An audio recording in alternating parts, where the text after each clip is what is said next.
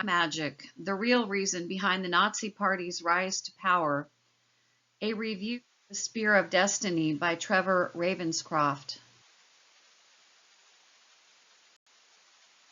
2. A soldier's leg ripped from his body as screams and blood fill the air. Innocent citizens led into crematoriums that are pumped full of poison as they gag for breath. A 19-year-old boy's chest racked by shrapnel. Blitzkrieg stormtroopers piercing a pregnant woman's abdomen with their bayonets. Houses destroyed by falling bombs. Prayers in a foxhole. Orphaned children crying for their deceased parents. A battle-scarred sergeant vomiting uncontrollably as his buddy's face is ripped off and an eyeball lies unblinking in the mud. Loved ones never to be seen again. Horror-laden nightmares. Machine guns blasting holes in the souls of men you'd never met before. And people literally melted into the pavement as an atomic bomb explodes. At the center of this abomination stands one man, Germany's Führer. Since his more than half a century ago, more books have been written about Adolf Hitler than any other person. While researching this enigmatic figure, every author eventually confronts the same question. What caused Hitler to follow an evil course? A plenitude of explanations have been given over the years.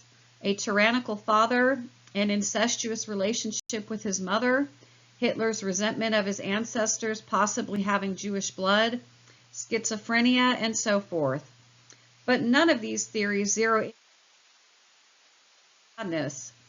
The true underlying cause of Adolf Hitler's evil is he was willingly possessed and controlled by the great beast, Satan himself. Before I proceed with Mr. Ravenscroft's analysis of Adolf Hitler, I'd like the reader to be aware of two important facts that the controllers of this world don't want you to know. First, there is so much more going on around us that cannot be seen by the human eye that is never appreciated or realized due to our lifetimes of conditioning and barriers erected by reason and logic. In other words, is at work that have a remarkable impact on the decisions we make, the directions we take, and the lives we lead. The second disclosure concerns the public and not so public figures that determine the immediate destiny of this world. These personages, akin to Adolf Hitler, are systematically deceiving, exploiting, and manipulating the populace to such negative ends that at some point everyone must become aware of their motives and put an end to this destructive path. These leaders deal in secrecy, are aligned with negative forces, and don't even for a second have our best interests at heart.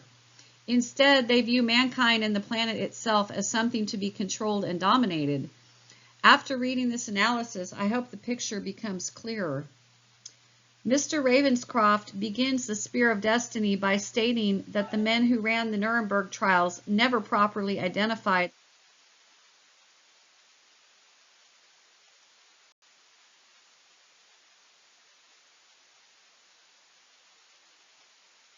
he said was forwarded by a Viennese philosopher named Dr. Walter Johannes Stein, who served Winston Churchill during the war. Stein made a startling observation. Decisions made at the highest political levels to explain Nazi and other atrocities as mental aberrations were nothing more than a smokescreen. At their core was one striking similarity. These men were consumed by and doing the work of hidden evil forces. To expose this phenomenon, Ravenscroft begins by taking a closer look at Adolf Hitler's flophouse years that were supposedly spent in poverty and anonymity. In reality, Ravenscroft tells us that Hitler actually spent his time in a training period where he gained a wealth of knowledge and plotted his future course. One aspect of Hitler's life that is not particularly promoted by historians is the fact that the future Führer was a voracious reader. He was so curious for knowledge that he devoured books on history, the Roman Empire, religion, the occult, psychology, meditation, and astrology. As opposed to the stumble-bum politicians of today, Bush, Clinton, Reagan, etc., who are merely empty vessels parroting what their controllers want them to say, Hitler actually did his research. His flophouse years as a struggling artist selling watercolor paintings were not wasted, as popular history leads us to believe. Rather, this time was the most productive in relative terms of his life. During these years, Hitler became a student, spending day after day in libraries and bookstores studying occultism, political theory, philosophy, and ritual magic. Hitler realized that to educate himself, he couldn't rely on what was being spoon-fed to the masses in the halls of primary and secondary schools. He was so adamant about this belief that here is how he described his elementary teachers in Mein Kampf. They had no sympathy with youth. Their one object was to stuff our brains and turn us into erudite apes. If a pupil showed even a small trace of originality, they persecuted him relentlessly. End quote. So Hitler set out on course, making one of his primary pursuits the study of past German philosophers. He read Lessing, Schelling, Goethe, and Fichte, and each page in his and comments. He also discovered Arthur Schopenhauer, who said that conceptual arrive at ultimate truths, and that reality was only unearthed through the will. Likewise, Hitler burned through the pages of Hegel, who announced that the laws of morality didn't apply to monumental figures of world history. But the philosopher who had the most impact on Hitler was Friedrich Nietzsche. In his book, The Genealogy of Morals, Nietzsche tells us that evil is actually good and good is evil. Nietzsche, who his mind to syphilitic insanity, characterized modern man as being weakened by society and paralyzed by the Industrial Revolution. He wanted to rediscover a time that predated our current form of stifled consciousness, even going so far to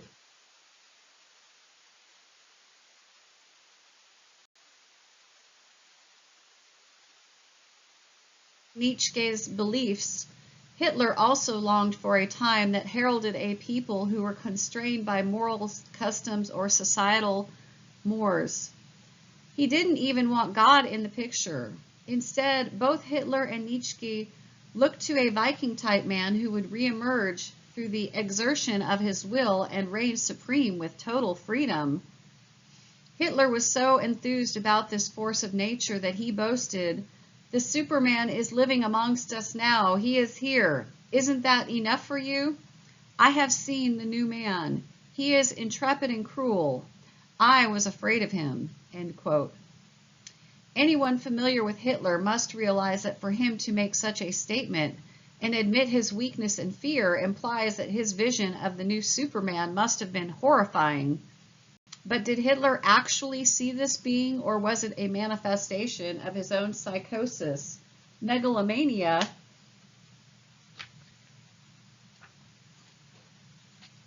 or delusions of grandeur? To answer this question, we need to find out who Hitler, the person, was. The first thing everyone should know about this man is that he was a drug addict. Most of us are aware of the fact that Hitler was a rampant speed freak throughout his final years, but less attention has been paid to his formative years that were mentioned earlier. While struggling, painting, and studying, Hitler began using psychedelics, especially an early form of peyote, to achieve a state of higher consciousness. In fact, this may be one of the biggest secrets that Mr. Ravenscroft tells about Hitler. It seems that he came to accept his worldview through drugs and transcendent consciousness while a bum on the streets of Vienna. He even summarized his goals by saying, "The aim of human evolution is to attain a mystic vision of the universe." Another aspect of Hitler's personality that has been revealed in various sources, but not capitalized upon to the fullest, was his bizarre sexual appetites. His practices and behaviors were to see what a truly deranged and twisted little man he really was. What specifically do I mean? Picture this scenario. Hitler is sitting in a secluded fortress in Germany teeming with maniacal visions to the point of being insane. On the walls of his fortress are the most graphic photos of naked women that could be found at that time. Seething with hatred, he remembers his less affluent days when he would pay the cheapest hookers in town to whip him like a dog. Embittered, he realizes there is nothing he can do about his unbridled lust. To compensate, he explodes at his counterparts for being liars or for trying to betray him. These reactions are nothing more than symbolic projections of what is hidden inside him and ultimately leads to his sadistic hatred of humanity. Not only have I read a couple books, especially a biography entitled The Psychopathic God by Robert George Leeson Waite, that Hitler was impotent and only had one testicle, but he also loved to have women urinate and defecate on him. At the core of this man's unleashed perversions that were the crux of his clairvoyant and mediumistic powers. The only way Hitler could get off was by creating pain in others, or even more so by being the recipient of his sexual degradation. Do you get it? The only women who excited Hitler were the crazy ones with a touch of hysteria, the ones who'd whip him and humiliate him by urinating on his naked body or defecating on him. Hitler even fell in love with his own niece, Eva Braun, driving her to suicide. She is described as being nothing more than a groveling slave. Hitler also believed he had been Klingsor, a practitioner of black magic in earlier life. Klingsor also wanted to become a member of the Grail Order during King Arthur's time, but he wasn't able to master his lusts and desires. Disgruntled that he couldn't attain his dreams, he went off the deep end and castrated himself. Thus, unable to get rid of the sexual yearnings that caused his downfall, he decided to banish the drives he couldn't overcome by will itself. When Amfortas, who guarded the Grail, discovered what Klingsor had done, he banished him forever from the order. This rejection so infuriated Klingsor that he began harboring an insatiable lust for revenge against Amfortas, the order, and the Grail itself. He turned all the knowledge he had acquired during his youth toward black magic and the forces of evil, vowing to destroy the souls of those he encountered rather than trying to save them. With the above information in mind, we need to ask ourselves, what image in our collective consciousness best captures the maniacal madness of Hitler? The answer can be found at the notorious Nazi rallies where Hitler ranted and raved in front of thousands of his mesmerized followers. The Führer was so charismatic, Joseph Goebbels, the Nazi minister of propaganda, said at one point, "I recognize him as my leader quite unconditionally. He is so deep and mystical. He knows how to express infinite truth. He seems like a prophet of old." End quote. Think for a second about what is being conveyed by this disclosure. Adolf Hitler, a reincarnated black magician who obsessed over women defecating and urinating on him, stood before legions of devoted followers, some of them so enamored they saw him as a prophet. What led to these mystical powers? One of the answers can be derived from a single word: will. I'm sure all of us are familiar with the image of Hitler standing before a crowd with his arm extended in a Nazi salute. Hitler's will was so strong, in fact, that well after every other general allowed their arm to fall from exhaustion, Hitler's was still extended, his will extending beyond anyone's he'd ever met. Hitler was so fond of these rallies that he affectionately called them feasts of blood. Try to place yourself at one of these events. Throngs of hypnotized followers hanging on their leader's every word, rivers of manic energy, scores of torches lighting a darkened arena while fanaticism and hysteria filled the air. The crowd became mesmerized as Hitler's being was absorbed by forces beyond his comprehension or control. Spellbound, Hitler became so obsessed with his oratory prowess, he commented in Mein Kampf, "The power which has always the greatest religions and political avalanches in history has from time memorial been the magic power of the spoken word." End quote. But there had to be something beyond being simply a great statesman. What Hitler accomplished with the majestic symbolism, the fervent crowd devotion, went beyond the realm of being a skilled orator.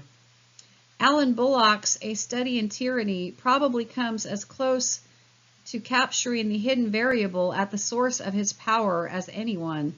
He writes, "His power to bewitch an audience has been linked to the occult arts of the African medicine man or the Asiatic shaman.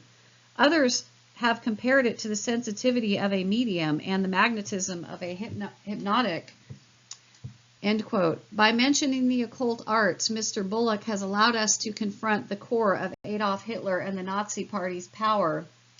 This generally ignored aspect was so influential. Hermann Rauschking in Hitler Speaks quotes a heartfelt woman's warning to Adolf Hitler during his ascent to prominence. "My leader, don't touch black magic. As yet both black and white are open to you. But once you've embarked on black magic, it will dominate your destiny. It will hold you captive. Don't choose the quick and easy success. There lies before you the power over a realm of pure spirits. Do not allow yourself to be led away from your true path by earthbound spirits which will rob you of your creative powers." End quote. Hitler didn't heed her warning, as can be seen from two of his direct quotes. The outset of a tremendous revolution in moral ideas and man's spiritual orientation. A new age of the magic interpretation of the world is coming. An interpretation in terms of will and not the intelligence. 2. I am founding an order. It is from there that the final stage in human mutation will emerge. The man-God. End quote. For someone with such lofty goals,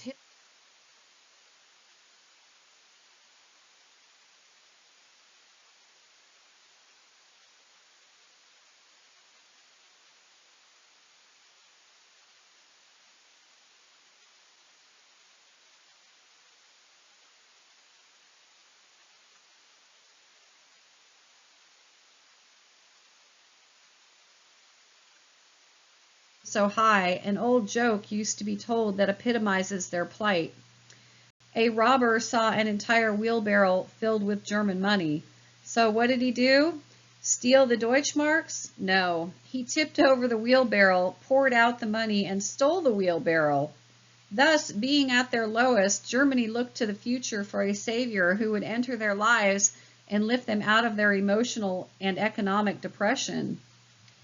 Amazingly, a historic zeitgeist took place as Adolf Hitler entered the political landscape. It seemed as if this little downtrodden tramp with his sexual perversions and messianic visions had been delivered by some sort of external force. But without Germany's defeat, there would have been no place for Adolf Hitler in our public consciousness. He needed defeat to make his ascension, and a force beyond Hitler used him as a tool to wreak further havoc after the already catastrophic consequences of World War I. As this congruence of time and place unfolded in post-war Germany, Hitler joined forces with a group called the New German Workers' Party. To most people, even those who have studied European history, this bit of information may seem significant. But this tiny group, especially its founding members, went on to form one of the most explosive political forces of all time. And the reason?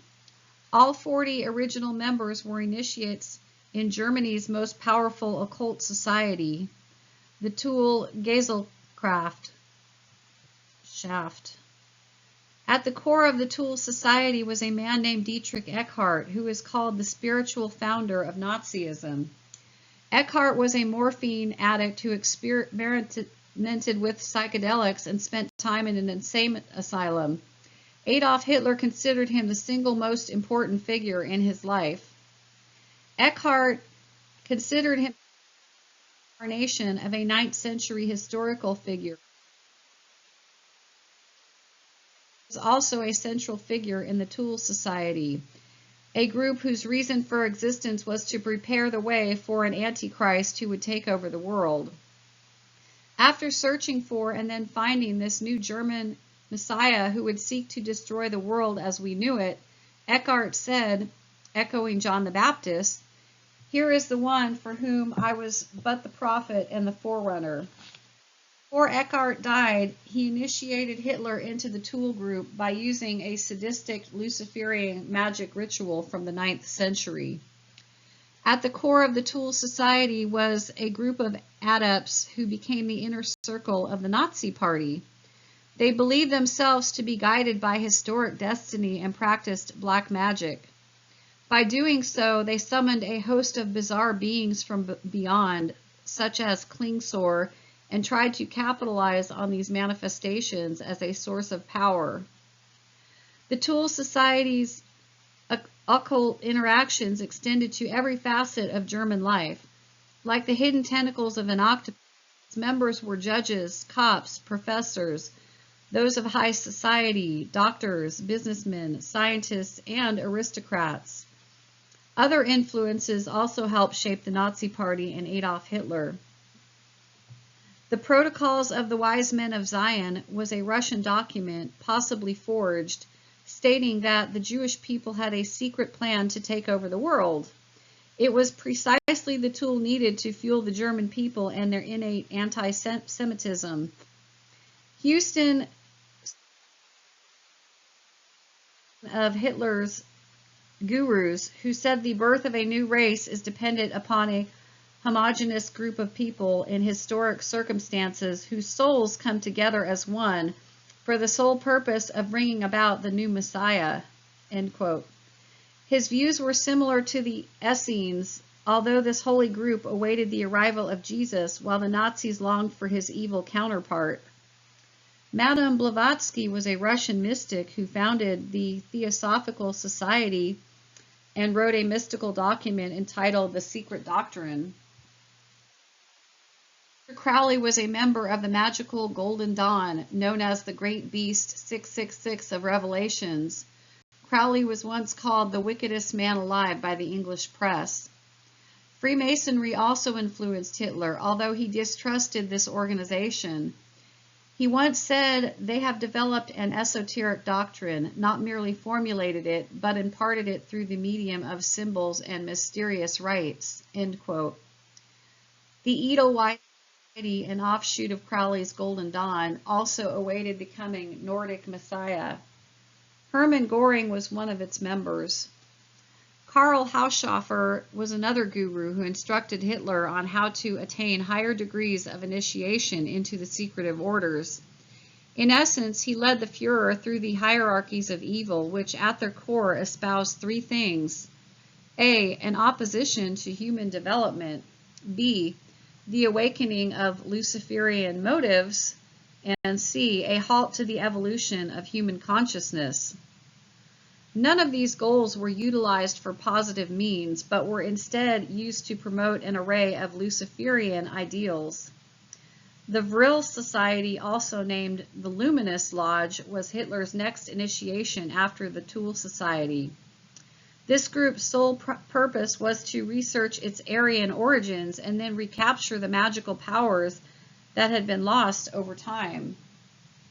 The notorious Heinrich Himmler took control of the Vril Society and turned it into the Nazi Occult Bureau. This organization, tapping into elements of Aleister Crowley's Templar Order, also housed the Black Order of the SS. Himmler got so involved in he became Hitler's doppelganger, or double. Doppelganger is defined as an endless capacity to counterfeit and dissemble, to make something look what it is not, and to feign benign reasons and moral justifications to cover up evil motives. Now that we've examined occult sources that influenced Adolf Hitler and his Nazi regime, the ultimate question is this: what did they hope to accomplish? We already know that each of these groups was searching for a new Messiah who would lead the German people back to glory, but where did they get such an idea? To find an answer, we need to look once again at the inner core of the Nazi Party. The men who ran this show were all consumed by Satanism, practiced black magic, and were led by their master adept, Dietrich Eckart. The crux of their belief system was as follows. According to the Thule legend, many eons ago, the island of Atlantis vanished due to a catastrophe. Although a majority of its residents perished in this disaster, some of them, along with their ancient secrets, survived and migrated to the European continent. These secret doctrines focused on man's origins on this planet and how humans are the product of a breed of Atlantean spirit beings who bred with other lower races on Earth. It seemed that while still on Atlantis, these beings prospered until they became interested in harnessing powers of ritualistic black magic.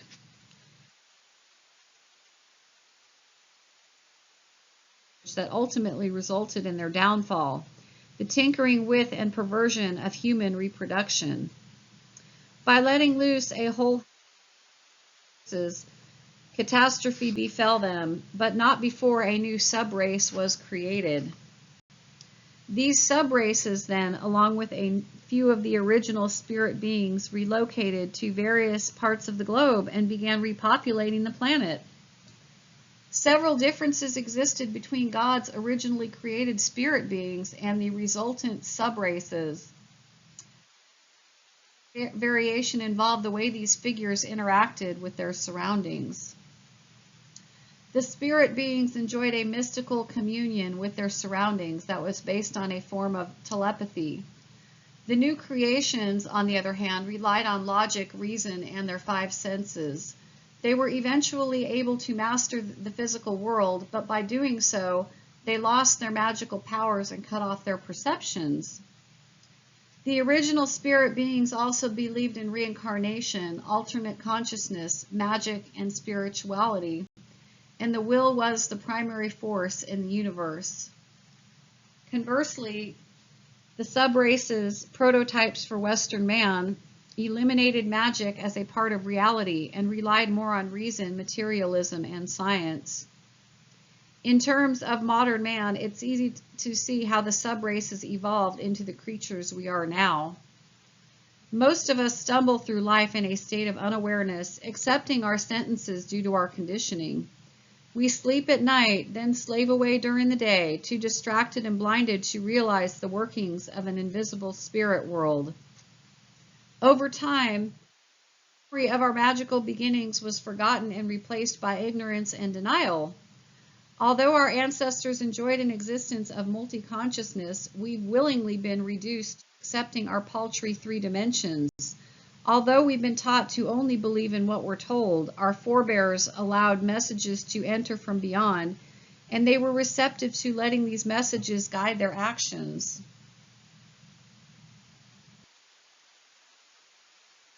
Hitler learned these ancient secrets, his will steadily grew stronger.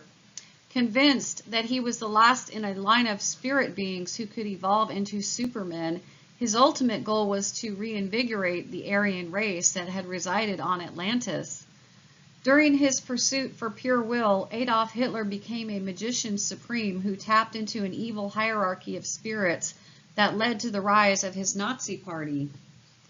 When we examine the various influences and motives behind the Nazi Party, along with the destruction that occurred during World War II, we can only come to one conclusion. More negative forces may have been unleashed upon humanity over the course of this time than any other time in our history. Although Hitler was wounded in World War I, he managed to survive several assassination attempts, countless betrayals, and a multitude of boneheaded tactical errors. In fact, Hitler had to survive, or the effects of World War II wouldn't have been so atrocious. We needed to see humanity at its lowest and ugliest to see the demonic forces unleashed to the fullest, and to realize there had to be a better way. Think about what happened during World War II. If you ever wondered what Satan's fury looked like, take a glance at the carnage on those battlefields, or at the repercussions resulting from the dropping of 2 atomic bombs. This is what the face of evil looks like. We needed to see it to decide whether we wanted to change our path in the future. But did we? Not a chance. Shortly after World War II, we began a Cold War, entered the Korean War, barely survived the Cuban Day president, entered a god-awful war in Vietnam, and continued to fund and support various wars worldwide. So much for moral salvation. Do you think that after all of someone would realize that the path we've chosen isn't the most optimal for mankind? If we have come to the conclusion that something is obviously wrong, then we need to look at those forces that are running the show and ask ourselves if they have our best interests at heart. Do they? The answer is no. Do you remember a quote I gave earlier associated with the doppelganger, specifically an endless capacity to counterfeit and dissemble to make something look what it is not, and to feign benign reasons and moral justifications to cover up evil motives? This characterization captures exactly what is going on in our society today in terms of the government, media, and the entire control system. We need only note that nearly every segment of our existence is riddled by a doppelganger, an alternate reality that doesn't accurately reflect the truth. Those who have firmly entrenched themselves in positions of power that have an endless capacity to mislead us, lie, and make every piece of the puzzle appear different than it really is. The controllers who exert a huge amount of influence over all our lives are following a systematic path of secrecy and deceit. Everything about them is a lie. Get it? A lie. The people, similar to Adolf Hitler and his cronies, are evil to the core and embrace the same dark secrets as the Nazis.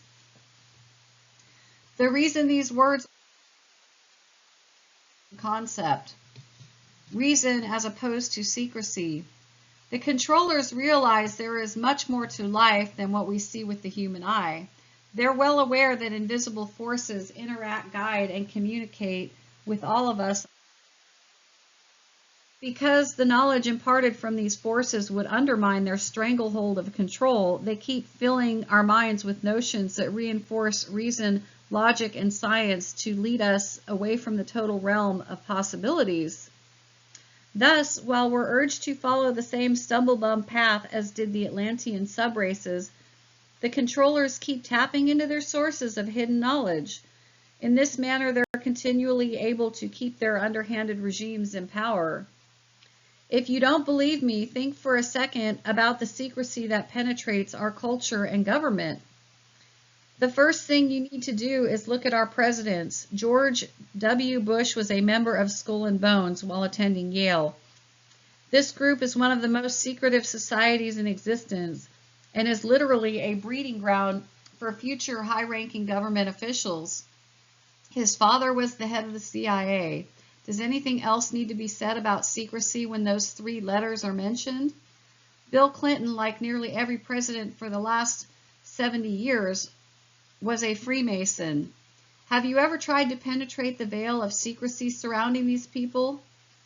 Then how about all the clandestine organizations that meet in private outside the glare of the media's eye? The Council on Foreign Relations, the Trilateral Commission, and the Bilderbergs. Shall I continue? How about all the government documents we'll never see, not even through the Freedom of Information Act, because they're classified top secret?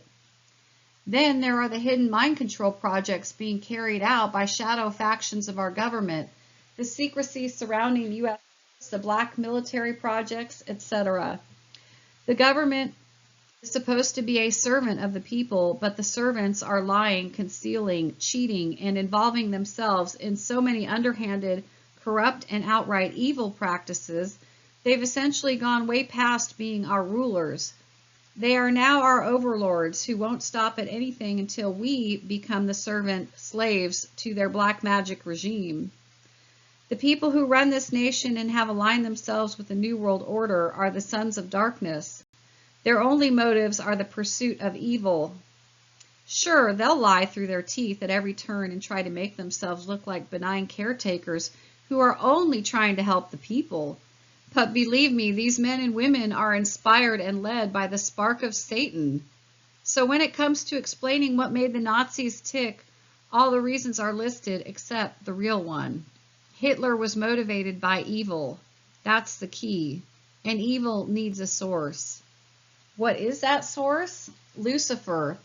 And once you realize that Lucifer and his fallen angels actually do exist, then you must also come to the conclusion, the one that the world rulers most fear, the flip side of evil is purity, and the source of purity is God.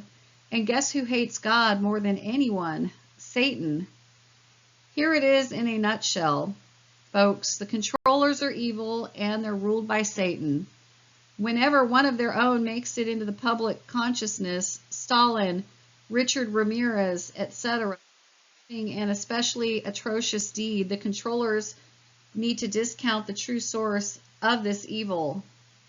So they peddle a bunch of psychologists, academics, and sociologists before you on TV and explain that this particular act was due to family, society, genetics, drugs, mental illness, etc.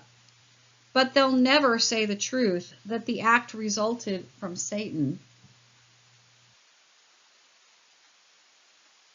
And why won't they admit that Satan exists? Because if they do, then they also have to admit the existence of another being, God. You see, the controller's primary goal is to eliminate God. If they admit that Satan exists, then they also have to admit God's existence. They fear that more than anything. That, my friends, is the key to everything. In conclusion, I'd like to deliver a final quote from Mr. Ravencroft's book that sums up this essay. The representatives of the Western world simply refuse to admit what their defeated enemies were really like. Their strange beliefs, inhuman practices, and horrible crimes could only be explained in psychoanalytical terms as mental aberrations. Western science, which had produced an atom bomb, denied the very existence of evil and spoke in terms of behaviorism and a relativity of morals. The religion of the West, which had reduced God to a simple carpenter from Nazareth, could make no sense of men who worshiped the cosmic Antichrist and gained initiation into a supersensible world through rites of ritual sacrifice. Those who kept silent knew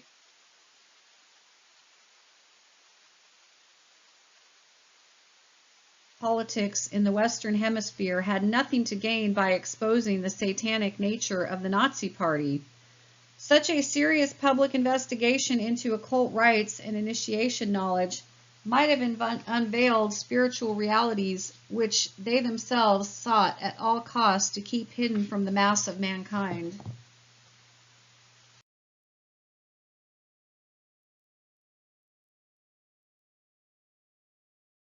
Family and Nazi blood money. Have you ever wondered how Adolf Hitler, a destitute artist who lived in flop houses, was able to become Germany's preeminent Führer god in the 1930s and 40s? I mean, how many near homeless people are you aware of that have had such good fortune befall them? As many of you know, the Nazi phenomenon was not accidental. Instead, Wall Street bankers, among others, were the hidden financiers behind their meteoric rise to power. Even more regrettable is the fact that our current president's family were among those who bankrolled and profited enormously from the German war machine. Authors Webster G. Tarpley and Anton Chaikin in George Bush, the unauthorized biography, sum up the situation as such. By deciding that Prescott Bush, George Bush's grandfather, and the other directors of the Union Banking Company were legally frontmen for the Nazis, the government avoided the more important historical issue. In what way were Hitler's Nazis themselves hired, armed, and instructed by the New York and London cliques of which Prescott Bush was an executive manager? End quote. So before getting into the nuts and bolts of this article, I'll begin by saying that what you are about to read is not new information. It is readily available from a wide variety of sources, so please don't think my intent is to break new ground. Rather, my purpose is to provide an overview of how Dutch intelligence and the U.S. government files confirm absolutely a direct link between Prescott Bush, the Tyson family, and death profits derived from our Second World War. They derived this blood money via the Union Banking Corporation, UBC, where Prescott Bush and his father-in-law George Herbert Walker joined forces with German manufacturer Fritz Thyssen and bankrolled Adolf Hitler prior to and during World War II.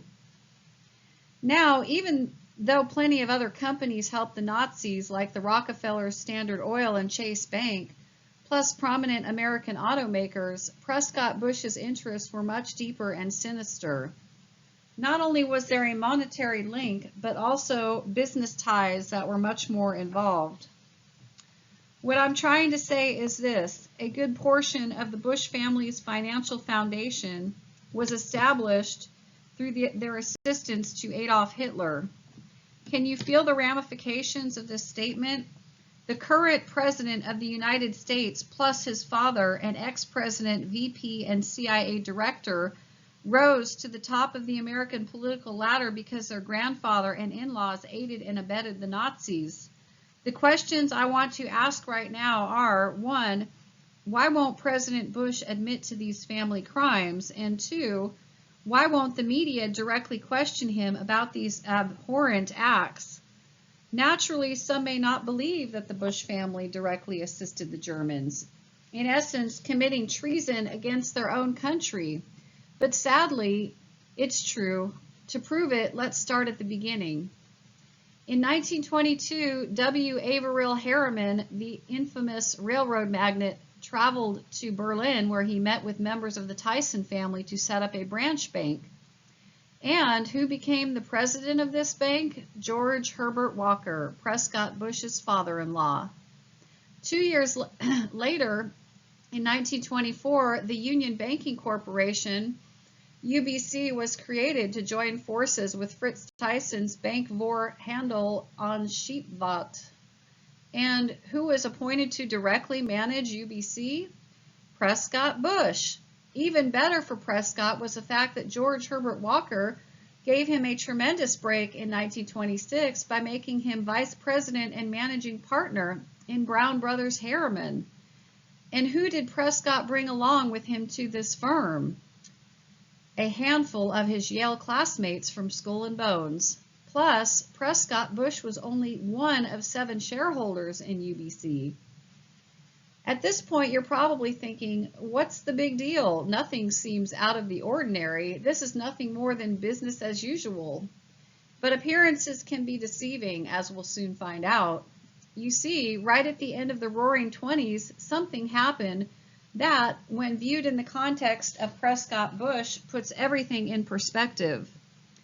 Authors Tarpley and Chaikin, once again in George Bush, the Unauthorized Biography, the great financial collapse of 1929 to 31 shook America, Germany, and Britain, weakening all governments.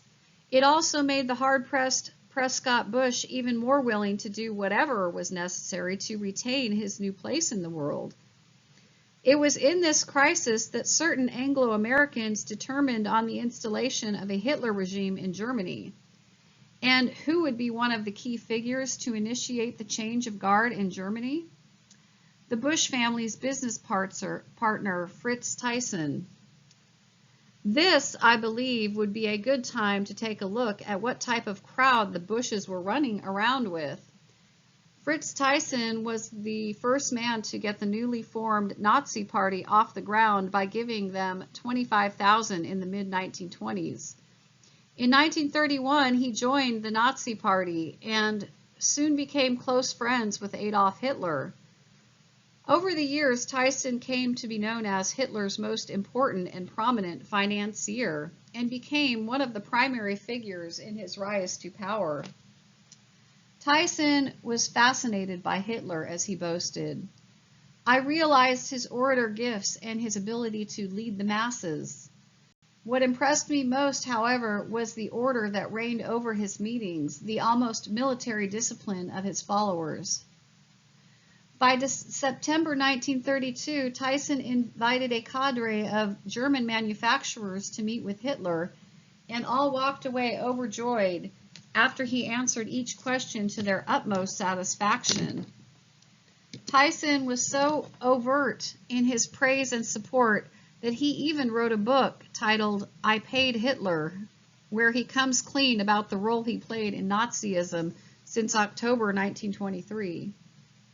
Fritz Thyssen was also influential in establishing the German Steel Trust, which was founded in 1926 by Wall Street high roller Clarence Dillon, and who was one of Dillon's cohorts on this project, Prescott Bush's father, Sam Bush. Thus, Fritz Thyssen became one of the men at the core of Germany's war machine due to his position at German Steel.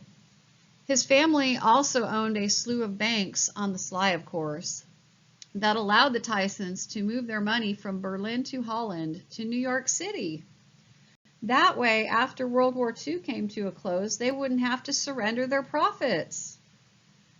But I'm jumping ahead of myself. You see, the Thyssen family established 3 highly important banks during the 1920s. 1. August Thyssen Bank, Berlin. 2. Bank voor Handel en Scheepvaart, Holland. 3. Union Banking Corporation, New York City. Now we're starting to get somewhere. Why? Because the Thyssens received their initial financing from 2 places to start their war machine operations: Brown Brothers Harriman and UBC. And who were the key figures at both of these places? George Herbert Walker and Prescott Bush. Thus, UBC was set up to transfer funds between Manhattan and Germany via Thyssen's Dutch banks. The Thyssens got assistance in this endeavor from the Dutch royal family, who cooperated to hide their accounts in a variety of Dutch banks. This point is significant, for the chief perpetrator was Prince Bernhard. And what did he go on to create? Answer: the infamous Bilderberg Group during the 1950s. UBC then became a secret pipeline for Nazi money as it went from Germany to Holland to the USA. And when they needed to replenish their supplies, Brown Brothers Harriman shipped their funds right back to Germany. Are you starting to see how this operation worked? UBC received the money from Holland, and Brown Brothers Harriman sent it back out. And who was on the board of directors of both companies? Yep, Prescott Bush. He was the Nazis' primary money launderer. Their practices became so blatant and injurious to Americans that on October 10, 1942, the U.S. government ordered the seizure of all Nazi Germany banking operations in New York City that were being conducted by Prescott Bush. UBC, with Bush as its director, was charged under the Trading with the Enemy Act, and all their stocks were seized. And do you remember who I said owned all these stocks? There were only 7 people: Prescott Bush, 3 Nazi financiers, and 3 Americans. But the crackdown didn't end there, not by a long shot. On October 26, 1942, the government ordered seizures of 2 other front companies that were run by Prescott Bush for the Harriman banking firm. 1, Holland America Trading Corporation, and 2, Seamless Steel Equipment Corporation. Then, on November 11, 1942, another company managed by Prescott Bush and George Herbert Walker was seized under the Trading with the Enemy Act. Silesian American Corporation. I don't know if you'd agree, but if our government went to those lengths to shut down the Bush family's operations, I'd have to say they were involved in some seriously nasty business. John Loftus, who I quoted at the beginning of this article, said of this traitorous situation, "It is bad enough that the Bush family helped raise the money for Thyssen to give Hitler his start in the 1920s. But giving aid and comfort to the enemy in time of war is treason. The Bush Bank helped the Thyssens make the Nazi steel that killed Allied soldiers." Tarpley and Chaikin in George Bush, the unauthorized biography, said it even more succinctly. The president's family fortune was largely a result of the Hitler Project, end quote.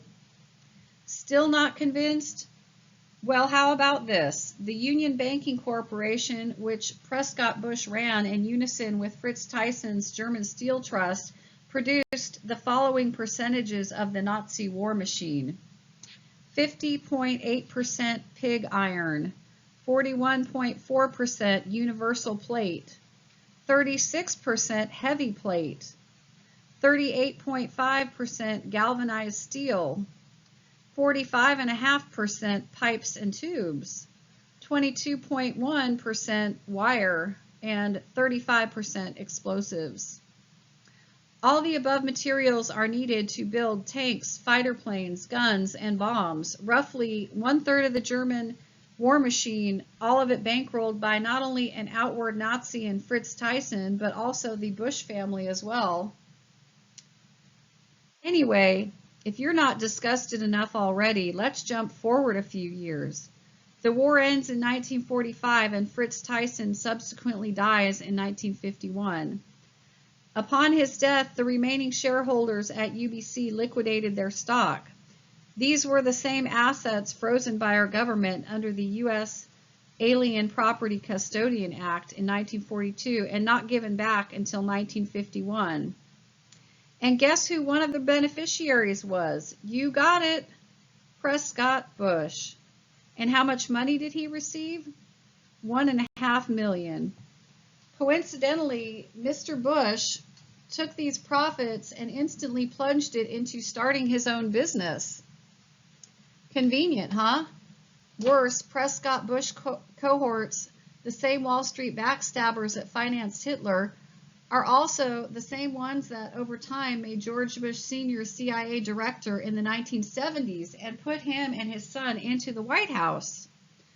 Now do you see why Dan Rather and the New York Times aren't giving you this information? To confirm the above details, new information surfaced in 1996 that came from 3 different sources. As Dutch journalist Eddie Rover, U.S. Freedom of Information Act SS files, and Alien Property Custodian archives. The information derived from these sources paints an even nastier picture of the situation. It seems that UBC in New York City was owned by the Tysons. Thus, the Bush family's primary banking facility was owned by, and their boss was, one of the most notorious behind-the-scenes Nazis of all time. The big question at this point is, was Prescott Bush aware of his Nazi links and business dealings? Considering all the information brought out in this article, I'd have to say that as director of UBC, it was his ultimate responsibility to oversee every investment, including who they were made to and where they went. Another interesting note is that the Rockefeller family also invested heavily in the Nazi war machine. As it turns out, UBC was an essential element for the laundering of dirty money that was derived from the Rockefellers' investments in Germany during the war. This scenario becomes even more interesting when we find that the Rockefeller Bank, Chase Manhattan, wound up with 31% ownership of the Thyssen Group after World War II. This point is very important for TBC, the Thyssen Group, is the largest industry in Germany today, worth $50 billion. They are so huge that they even bought out the Krupp family, who was infamous weapon suppliers for the Nazis. In essence, they are one of the richest companies in the world. And where did their startup money come from? The Nazis. What we have then are links to the 3 major secret trade organizations in the world. Prince Bernhard, who founded the Bilderbergs, enabled the Thyssen family to launder their money through Holland, while the Rockefellers bought nearly 1/3 controlling interest of Thyssen. David Rockefeller founded the Trilateral Commission. And finally, Brown Brothers Harriman and UBC, through which Nazi money was funneled into America, was largely formed by Yale's Skull and Bones members, all of whom were instrumental in forming the Council on Foreign Relations, CFR. Are you beginning to see how all of these organizations are interconnected like the giant tentacles of an evil octopus? Finally, in regard to the Bush family, we've discussed in this article how the Bush family fortune was mounted on the back of Nazi blood money. Plus, in a prior article I wrote, see Chapter 11, We discovered the Bush family had also enjoyed business relations with the Bin Laden family for the past 30 years, and both belonged to the Carlyle Group. Knowing this, what type of loyalties and decisions do you think George Bush will make? Those that benefit everyday American citizens, or those made by his puppet masters? If you ask me, I'd say we're in trouble.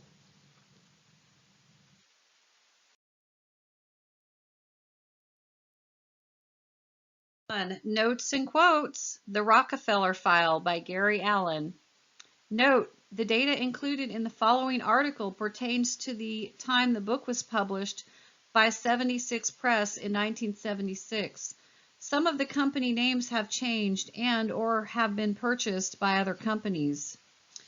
Walter Cronkite, CBS reports, the Rockefellers are the epitome of the nation's permanent establishment. Governments change, economies change, fluctuate, foreign alliances shift.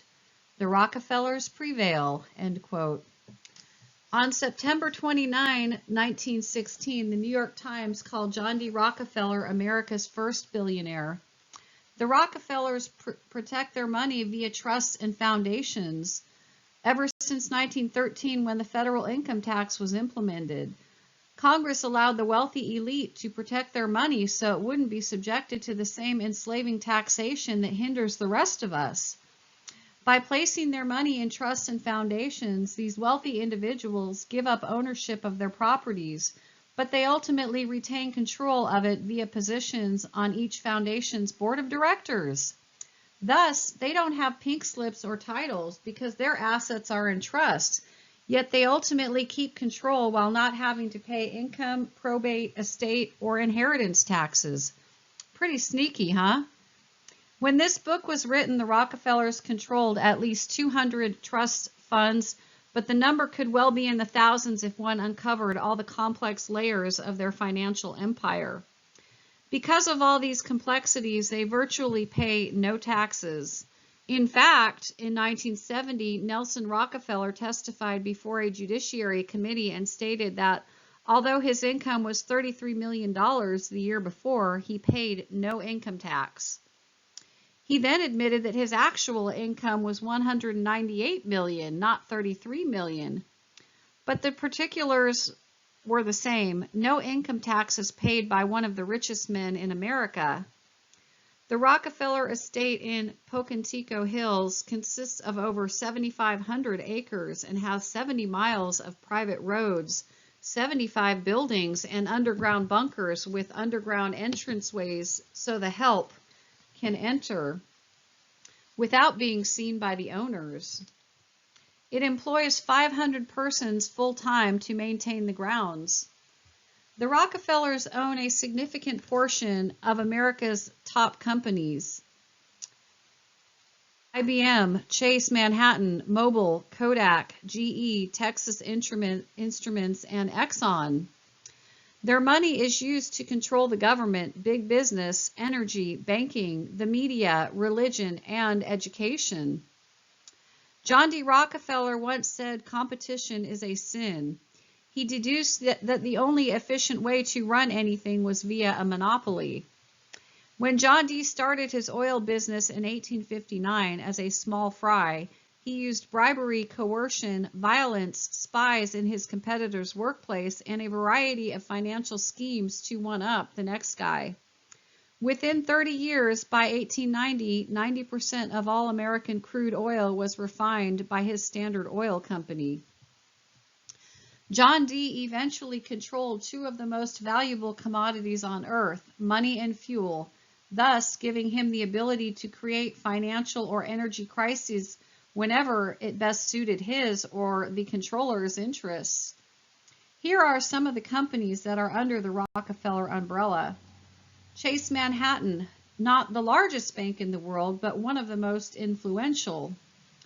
The largest controlling block of stock in at least 21 major corporations, including United Airlines, Northwest, Long Island Lighting, and Atlantic Richfield.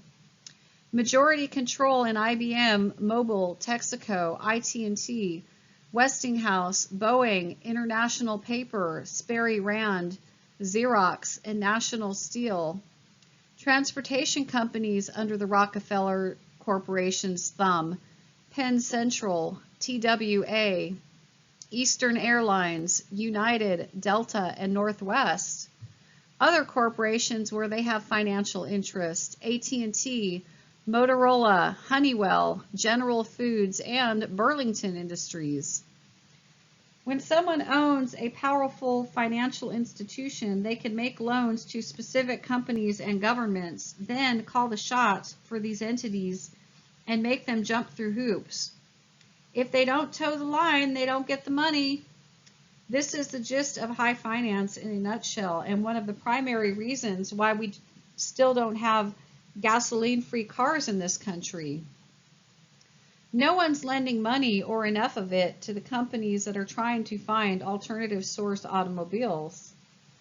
The Rockefeller Web envelopes 37 of the top 100 industries, 9 of the top 20 transportation firms, 1 utility company, and 3 of the 4 largest insurance companies. The Washington Post once described the Rockefellers in these terms: "The power of the family fortune is beyond measure." Quote from the author: "Philanthropy is the essential element in the making of Rockefeller power. Philanthropy generates more power than wealth alone can provide." In the early 1900s, John D. Rockefeller was the most hated man in America. His reputation worse than that of Scrooge. So what did he do? He hired a public relations firm to remake his image. How so? Well, whenever old John D. would walk around in public, he carried dimes and threw them to all the little street urchins.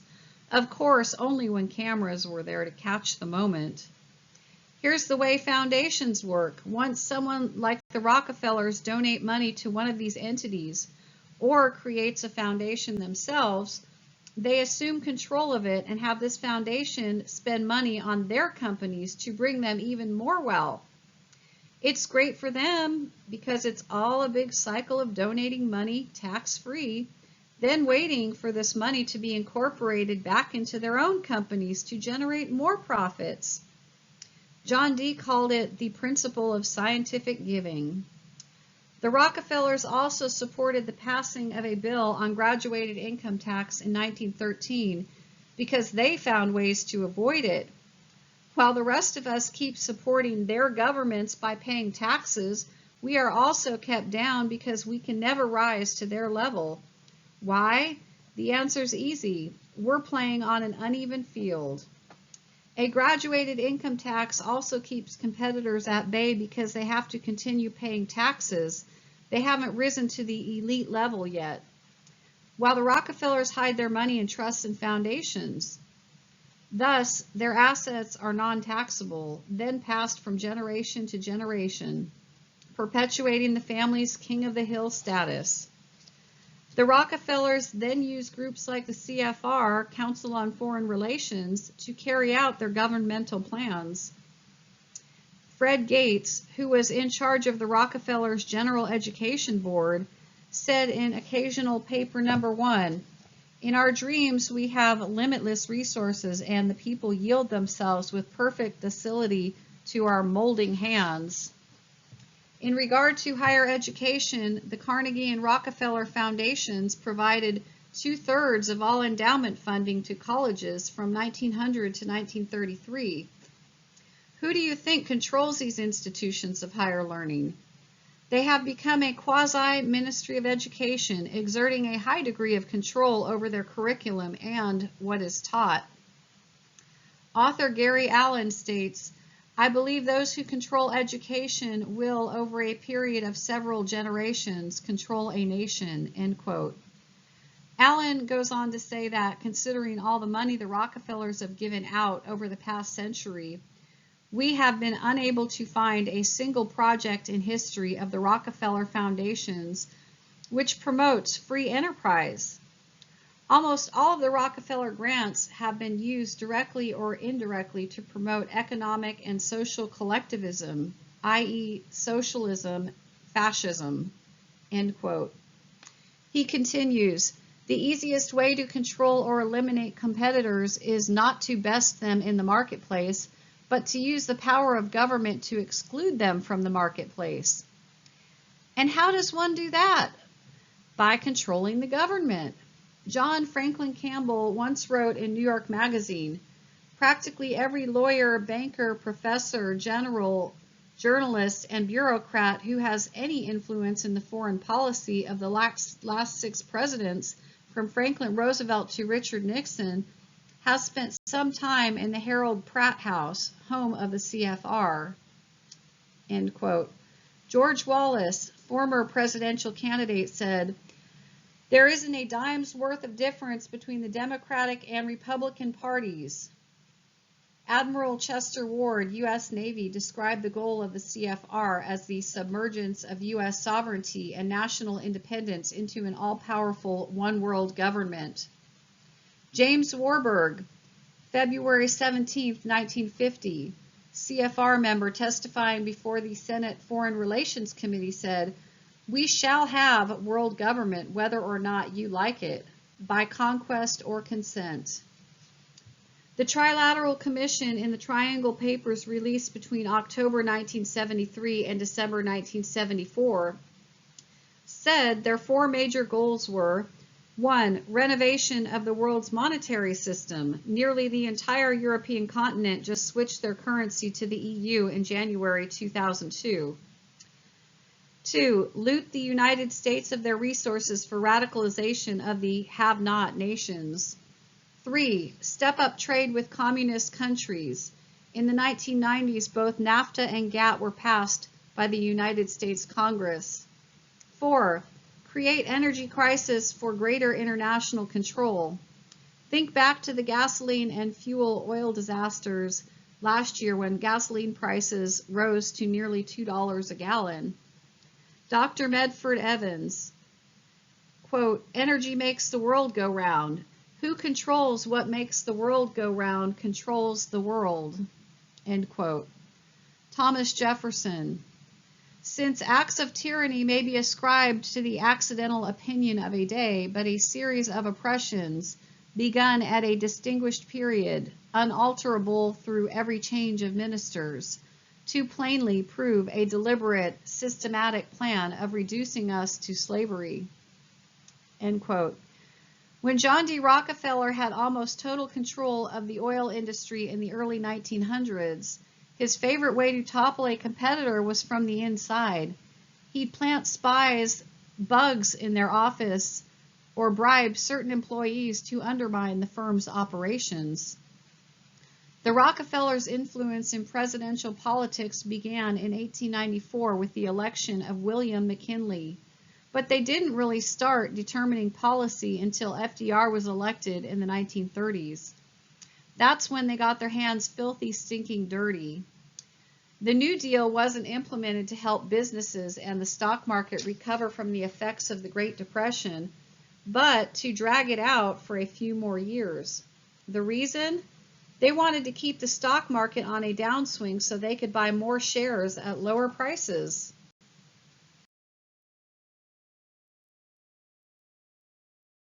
Review of the report from Iron Mountain on the possibility and desirability of peace. Television commercial. Are you sick of war?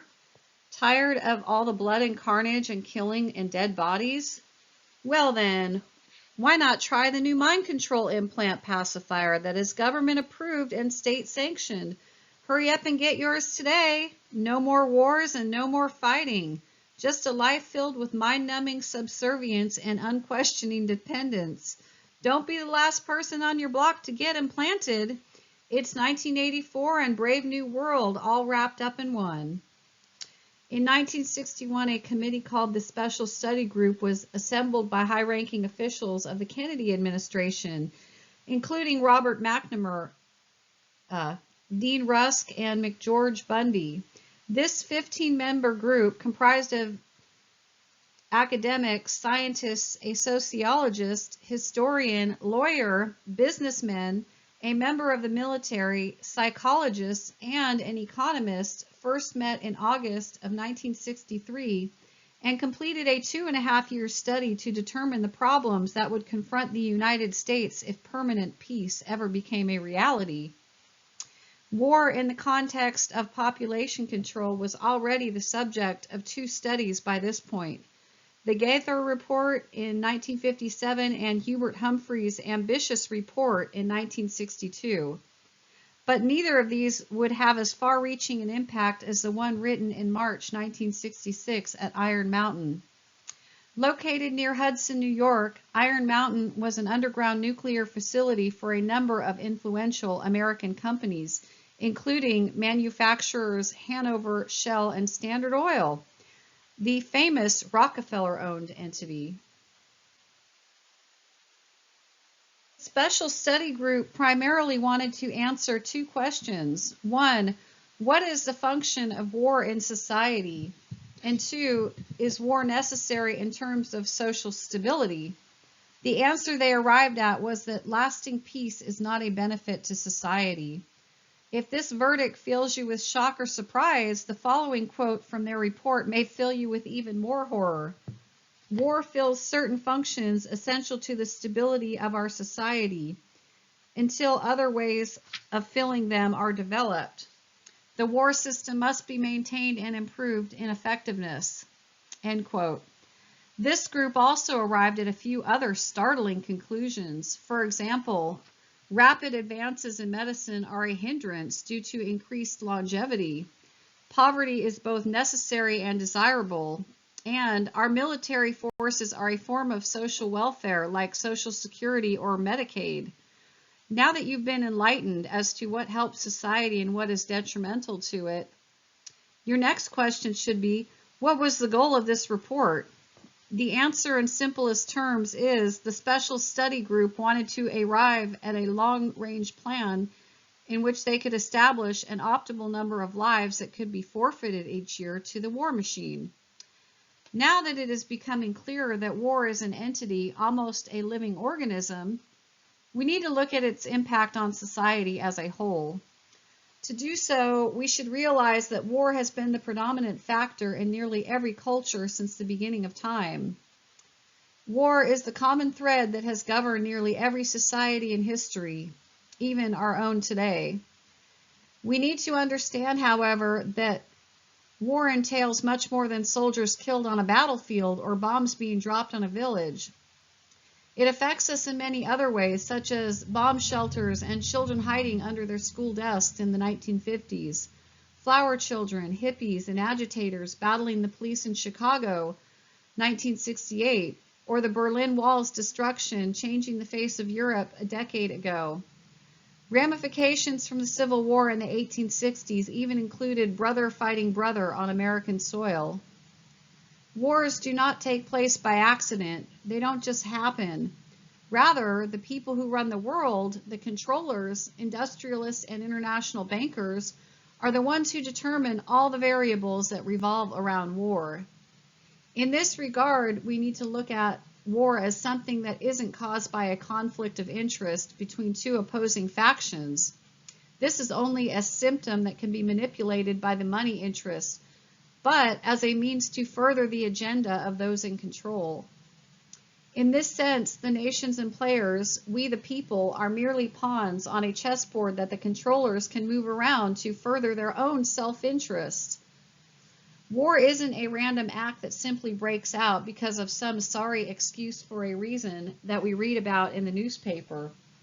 No, there is most certainly a logical plan behind every war, and our reaction or philosophy toward this method of global enterprise is our most telling indicator as a people.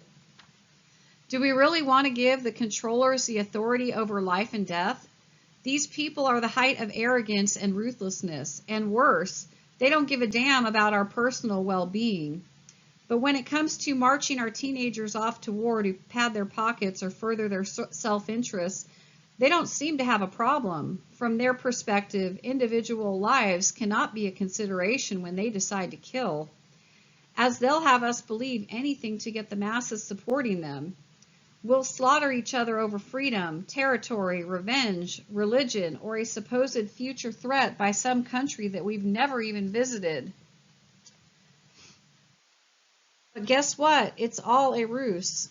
All of the above concepts and countless others are nothing but a smokescreen, propaganda that allows them to place more value on the state, implying their vested interest, than on a citizen's life.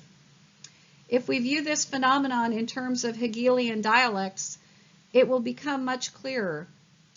To begin this analogy, we'll take a thesis, a group of people who think that everyone should wear blue clothes and sing songs about flowers. Another group, the antithesis, thinks everyone should wear orange clothes and sing songs about bumblebees. As the years go by, antagonism builds between these factions, but nothing ever gets out of hand. Then someone says, if we can create a tremendous problem between these two groups and then lend money to each side so they can fight each other, we'll be able to make a hefty profit in the process. In addition, when the war is over, both sides will be completely depleted and broke, so we'll lend them more money to rebuild, but only on the condition that we get to make a few policy decisions for them. So, when it is all said and done, one force, thesis, was brought into conflict with another force, antithesis, resulting in a third force, synthesis. And what was the end result? Now, everyone in these two groups wears purple polka dot clothes and sings songs about alligators, all the while paying huge interest payments to the controllers while forfeiting their sovereignty and freedom. Now bring communism, capitalism, religion, oil wells, and so forth into the equation. Do you see how war works? War is the ultimate conflict, pitting one ideology against another, with the victors, the controllers, not the citizenry, in the driver's seat to promote their own agenda. With this analysis in mind, one needs to ask, how do the controllers keep getting away with it? Here are a few of the insights that the Special Iron Mountain Study Group arrived at. First of all, war is by far the most electrifying event that will ever befall a nation. Even a minor skirmish like the Gulf War, where the United States was guaranteed victory, had the people clamoring with excitement. When you think about it, what else could bring all of us together like a good enemy? It's just professional wrestling, folks. The controllers know that people need something to hate, human beings, organizations, or concepts. So what do? They give us enemies, either real or created, something or someone to kill.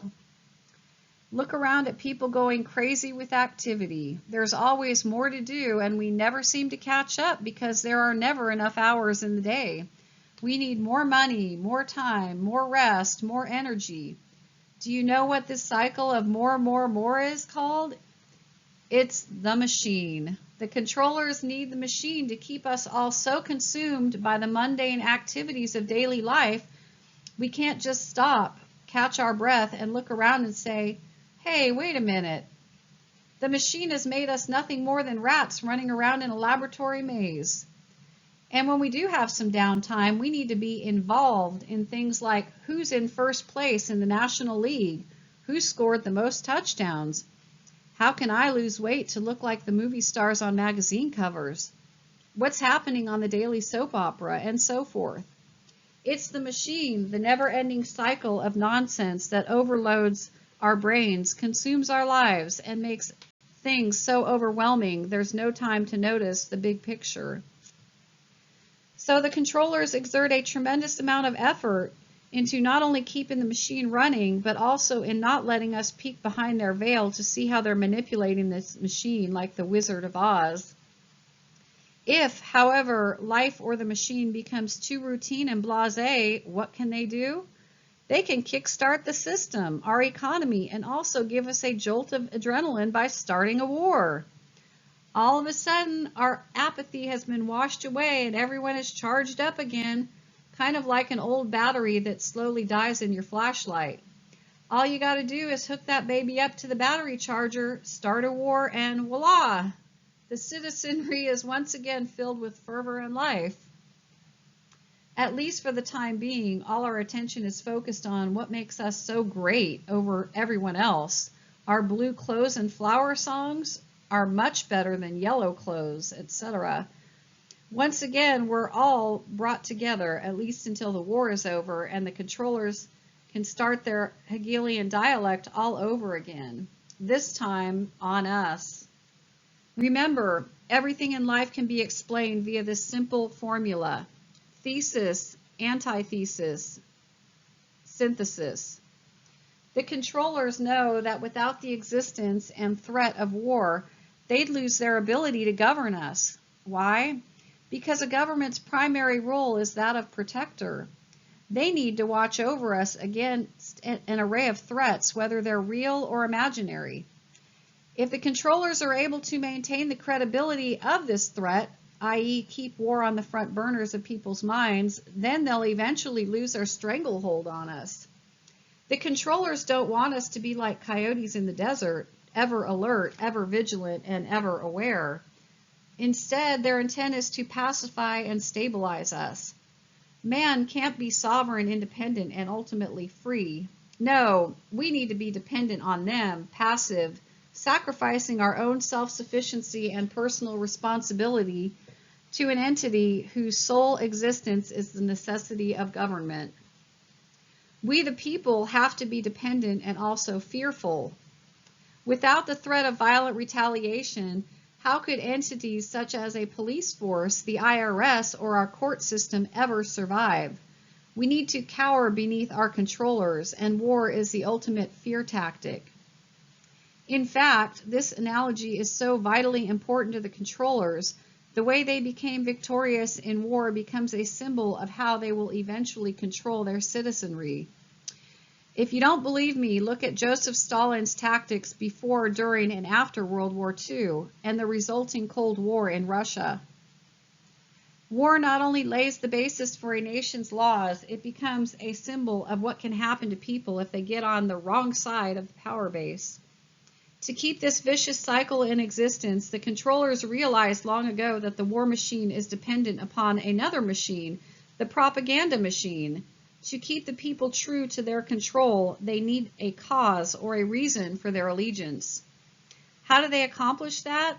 By constantly keeping an enemy in front of the populace. These enemies can take a variety of forms, but the largest and worst must be formidable, at least in appearance, so that its threat to people seems real. In this regard, the more complex a society is, the more imposing the enemy has to be. A good example would be two warring tribes in Africa attacking each other with spears versus our post-Cold War situation with the UN and NATO-approved treaties, anti-ballistic missiles, Star Wars, nuclear weapons, and so forth. War has become a complicated business. In this sense, the reality of a threat to any nation determines how much energy is expended on preparing to do battle with this enemy, and also how much money is funneled into this pursuit. Thus, even though a war is the epitome of chaos, it ultimately becomes the model for a nation's stability. Without this threat, the concept of government would not be possible. Why? Because a citizenry's acceptance of political authority is based upon fear of the resulting punishments, violence, imprisonment, retribution, etc. So, as you can see, the main ingredient in this formula is an enemy, real or imagined, that instills enough fear in the people so they allow themselves to be subjugated. Without this threat, the reality of government would slowly disappear. Once people accept the notion of a government that influences and guides their lives, the other factor that must be considered in this equation is money. When the Iron Mountain Report was written in the mid-1960s, the war machine accounted for 10% of the world's total economic output.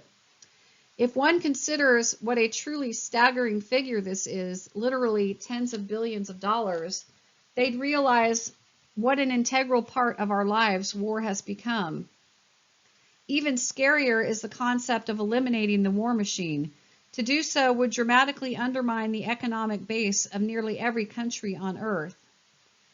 I'm not saying I support this god-awful development, but I am pointing out a very real dilemma. If we did away with the war machine, the world would be cast into such dire financial straits, it would make the Great Depression look like child's play. This is the corner we've backed ourselves into, folks. The war machine, death, destruction, and armed preparations is the basis of our economy. Check out the highest paying jobs and you'll find them in the aerospace industry and at the companies that do contract work for the military. If we pulled the rug out from beneath their feet, our nation would almost instantly go into a nosedive. So whenever the economy seems a little sluggish and things are dragging along, what eventually happens? People lose their jobs. They get disgruntled and quickly turn their attention to the cause, government. Realizing human nature, what is the first thing the controllers do to give the economy a boost? Start a war and revitalize not only the citizens' pocketbooks, but also their spirits. In this context, there is no other force that can remotely come close to giving a jolt to employment, output, and consumption as the onset of war. If the war is large enough, we can get the economy buzzing. Here is the way our system operates. It's all based upon consumption. To keep the machine rolling, people need to consume. In other words, capitalism equals consumption. And to consume, we need to produce. If people aren't producing as good little worker bees, they won't be able to consume. Without consumption, the machine slows down. People get distracted and unsettled, then eventually turn their attention to the source of control. In other words, idle hands lead to unsettled minds, and the last thing the controllers want us to do is think about anything other than keeping the machine on track. Can you see how they keep us in line? We need to keep busy. We need to be distracted with spin doctors, news, stories, sports, TV, drama, etc. And we need to be afraid of retaliation if we step out of line. The system is set up quite nicely, don't you think? We keep the machine rolling so we can pay our taxes, bills, rent, and mortgage, while the controllers profit through interest payments, taxation, and ownership. And if anyone rocks the boat, the law's heavy hand will topple them. Now that we've established an economic basis for war, we also need to realize that this entity operates outside the normal parameters of supply and demand. What do I mean? In our daily lives, people have demands for certain items, food, clothing, toilet paper, and so forth. Someone then determines that these needs are and supplies a product or service to fill that demand. This give and take is the basis for our economic system. When left to its own devices, this relationship lays the foundation for the entire capitalist system. But even though war is a tremendous economic shot in the arm, essentially it creates an artificial demand. How so? Well, when was the last time you went to the store and said, today I need toilet paper, bologna, milk, and oh yeah, I'll buy some war products? Consumers don't need or demand war, nor can they purchase it. In this light, war is seen as wasteful and ultimately unproductive to the overall good of society in terms of capitalism. Rather than filling the people's needs, all of the resources injected into the war machine are geared toward one goal: destruction. In this regard, we've transcended the traditional rules of supply and demand. Instead of letting the free market decide what is produced and consumed, all decisions are now subject to central control. So the government supersedes the backbone of free enterprise by becoming the primary decision maker instead of allowing it to rest in the hands of the free market forces. Before anyone accuses me of being short-sighted, I must admit that without war, many of our technological advances would not have been introduced, at least not until much later. Advancements in the modern-day assembly line were a direct result of firearms being mass-produced during the Civil War. The production of warships in World War I led to advancements in architecture. We must also consider how far we've come with medicine, electronics, and everyday products such as the lawnmower, which arose out of military drawings made by Leonardo da Vinci. Without these technological advances in the existence of a long-established war machine, it's safe to say that the development of our current global superstates would not have been possible. Naturally, world powers have existed for millennia. but none compare to what is in existence today, a superstate inching closer toward a one-world government. In all likelihood, this phenomenon would not be possible without the industrial and technological advances that our warring nature developed. Thus, in a twisted, ironic sense, war, the height of destruction, became historically progressive, and our production would not have been possible without these conflicts. As strange as it sounds, war, which ultimately rips a society apart, also stabilizes it economically. The trade-off, though, is that with each technological step forward, society surrenders more of its sovereignty and freedom into the hands of a growing political presence that has now become monstrous in its proportions. Before you jump to conclusions and say, hey, wait a minute, this whole war machine sounds pretty good, at least it keeps people in line, let's look at the reality of how the controllers view war in social terms. First, poverty must be perpetrated in order to meet certain ends. Not only are the lowest social classes maintained to keep picking the cotton, cleaning toilets, and driving taxis, but they're also not eliminated because of one important factor. Who else would we ship off to war? Before you dismiss this argument, look at it in the context of the Vietnam War. This conflict epitomized the class system in this country and the way we distinguish between the haves and the have-nots. If you could pull some strings and defer like Bill Clinton and so many others did, then you could remain safe. But if you weren't lucky enough to have connections, you were shipped off to the jungles of Vietnam to get your mind messed up or your brains blown out. So as you can see, there is an incentive to keep the class system alive and well in this country. You would think that since the lower classes greatly outnumber the elite, somewhere along the line they would rebel and try to overthrow their controllers. But, you see, war and its ever-present threat is what maintains this system. If the controllers can perpetuate and make credible a threat from outside that only they can save us from, then a protective type relationship has been established. The scenario is similar to the tactics used by organized religion. Religious leaders tell their congregation that the only way to salvation is through the church. If they don't follow the church's dogma, they'll be overtaken by evil. It's the same with government. By creating an external threat, they can step in and say the only way to stay alive and be safe is through them. They are the authority figure that has been established to look out for our best interests. In reality, though, the threat of war also lays the groundwork for what happens if the populace steps out of line. Without these threats, both internal and external, the controllers would never be able to maintain their positions of power. Are you beginning to see the psychology of control? Doesn't it feel like you're being subtly or covertly manipulated at every turn? War not only perpetuates class distinctions, but also generational ones. What do I mean?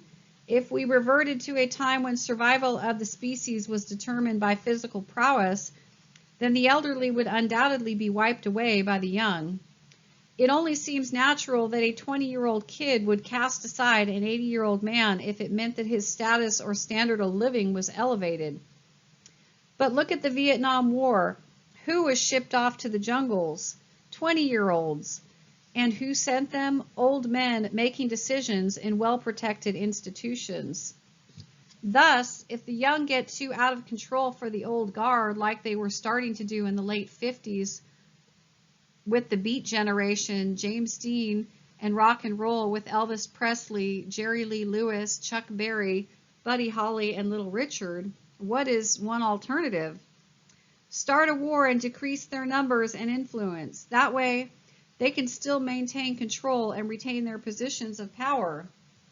Luckily, the kids in the 1960s rebelled and set a precedent, ultimately saying, "We are not going to take your nonsense any longer." And, except for minor skirmishes like the Gulf War, we have yet to enter another major conflict. Since I've mentioned rebellion, Another purpose the war machine has historically served is to maintain control by herding social misfits into the military. Although this technique isn't as prevalent today, if you've ever watched movies or TV from the 50s and 60s, you'll notice that whenever a juvenile delinquent, JD, gets out of line, the first threat is to send them to juvenile hall or the army. Thus, if someone was labeled a social misfit, unfit to become part of the machine, or was a danger to the status quo, all they had to do was ship them off to the army to get their heads straightened out. Today, since we've eliminated the mandatory draft, all we need to do is send these same people to prison. So now we need to get down to the nitty-gritty of this subject. Some people say that war is necessary for the continuation of our species because it allows the strong to survive while eliminating the weak, natural selection. And if you want to know the truth, I agree with that assertion up to a certain point. Why? Because one of the basic credos of economic theory is that with mankind as a whole, we have unlimited wants while we're surrounded by limited supplies. Look at concepts such as real estate, gold, food, and consumer products. If left to his own devices, man would consume endlessly. The problem arises when we're confronted with the variable of limited supply. In this context, we need to examine man in a historical sense before the advent of supermarkets and department stores. To feed, clothe, and shelter one's family, man needed to enter the wild and fend for himself. If, due to a number of factors, droughts, etc., the crops or wildlife were in especially low abundance, the tribe needed to find other ways to survive. Or what if all their needs were being met, but in another locales, different tribes' crops and livestock were wiped out by disease, flooding, pestilence, etc.? What would this clan do to survive? Invade the other tribe and attempt to steal their food, women, tools, and animals? After this skirmish ran its course, the invaded tribe would naturally harbor animosity toward their invaders, and at some point in the future, they would retaliate.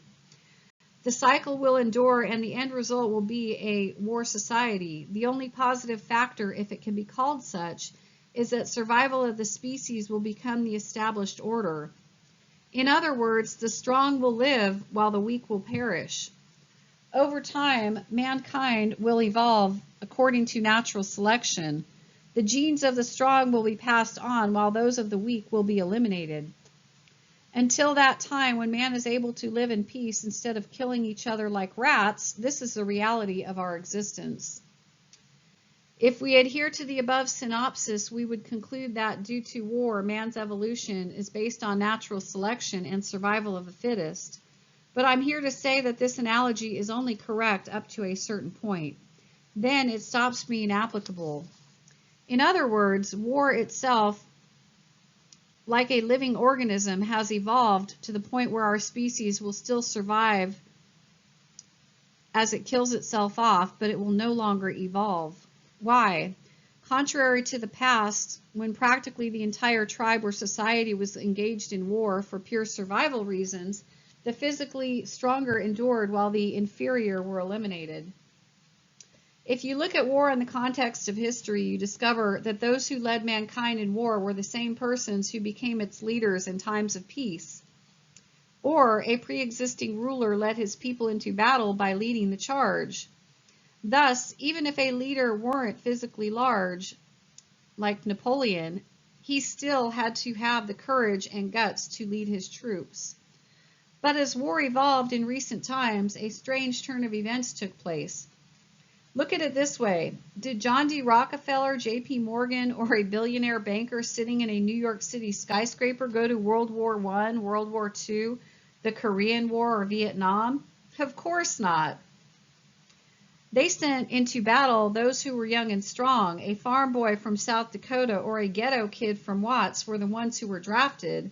In this sense, those who are the physically strongest are also the same ones who are being eliminated. Now, can you see why humans are no longer on the cusp of the evolutionary scale? In the past, war was a means for the strongest to survive because they were the ones who led their people into war and endured. But today, war demands that the most physically able perish. while those who are the craftiest, deceitful, and most evil perpetuate themselves through a multitude of control mechanisms. So yes, we will keep surviving, but at the moment, war by no means is allowing us to evolve. All it's doing is strengthening the grip those in power have over us. Considering everything I've written up until this point, we need to ask ourselves one last question. How do the controllers, after concluding that war is essential to the stability of society, justify its perpetuation in regard to a one-world government that will supposedly operate without borders or war? The answer will shock you, but there is only one alternative to war, and that is enslavement. Slavery, one may gasp. We could never return to those times. I hate to break the news to you folks, but we're already well on our way to a form of technological mind control slavery via the use of implants. Regrettably, the controllers have concluded that for the New World Order to become a reality, there are no other alternatives to war but slavery. You see, war is a form of eugenics where certain types or classes of people are perpetually eliminated. But war is so costly, bloody, and disorderly that it ends up being very threatening to the powers that be. War demands a huge sacrifice from the people, and at some point they might rebel and turn on those who are commanding them to kill. Ever hear of friendly fire? So what can they do? They find a much neater, simpler, and more efficient way to keep people in line. And what is that? Implant technology. Before anyone jumps to conclusions and yells, people will never stand for it. They will never allow themselves to be implanted. There's no way we could be forced into doing that. They better think again. What about our tax situation? A homeowner in this day and age is forking over nearly 50% of their take-home pay in some form of taxation. Who is holding a gun to our heads and forcing us to do that? No one, but we're still doing it. What makes an implant any different, especially in light of the way fear tactics can be utilized? What do I mean? Well, not everyone in society will need an implant. What'll happen is this. One day, a bunch of bad seeds will be herded up and collectively implanted, then strolled before the American public on TV. Everyone will see these brain-dead automations that look like Jack Nicholson at the end of Cuckoo's Nest and grasp in horror. Then a caption will appear on the screen that says, "If you don't stay in line, you could be next." Just imagine how ideal this situation would be for the controllers. Not only will all the law-abiding citizens be mortified into towing the line, but those who don't will be numbed into submission and complacency. Think of it. No more street violence, no more crime, no more prisons, and everyone does their job. Man, the controllers sure do have it all figured out. The people will be kept under control, and they won't have to worry anymore about overpopulation. Wait a second. You're probably thinking, how are the controllers going to keep our birth rates down? The solution is simple, through eugenic management. In other words, only those who are deemed privileged enough will be able to reproduce, and only then through artificial insemination. You see, with the genome now mapped out, the controllers will know exactly what type of genes are needed to make a good little human worker bee. And what happens if people don't follow these rules? You implant them, or the controllers can always dangle the threat of an economic downturn. If you control the money, you control the means of production and capital. Without food for their families, people will resort to almost anything, even implants. Or you're not even able to buy food without an implant to run over the scanner. What would you do then? Your kids are screaming for food and milk, and you can't buy anything for them because the cash register won't let you check out with an implant without an implant to scan. You say, to hell with it, and leave in a huff, but your kids keep screaming night and day, so you return to the store to buy some food and milk. Again, the cash register wants to scan your implant. Without it, you can't buy anything. Your kids keep screaming. They're starving. What other alternative is there? How many of us will eventually get the implant? If you think this scenario is hogwash, Consider for a moment how widely fear is used on a daily basis to condition us. Did Russia ever invade our country? No, but we lived in fear of them, the Cold War, for 4 decades. Or how many people do you know who have ever been imprisoned by the IRS for not paying their taxes? Probably none, but we keep paying those damn taxes out of fear. Now do you know what I'm trying to say? This analogy could go on indefinitely. So there you have it. Mind control implants as an alternative to war. They're safe, orderly, and efficient. A sophisticated form of slavery. All our behavior patterns can be controlled, and society can live in peace like a great big happy family under the watchful eye of the New World Order. Welcome to the future.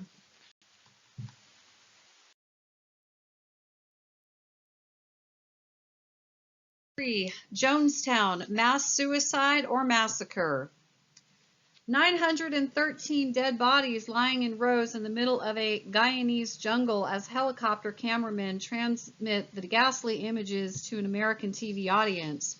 913 bodies, mostly black, many of them children, dead from drinking poison Kool-Aid. 913 human beings that were so devoted to a fanatical religious cult leader they willingly committed suicide for him. On November 18, 1978, 913 casualties catapulted Jim Jones into the same league as Charles Manson, Jeffrey Dahmer, and Ted Bundy.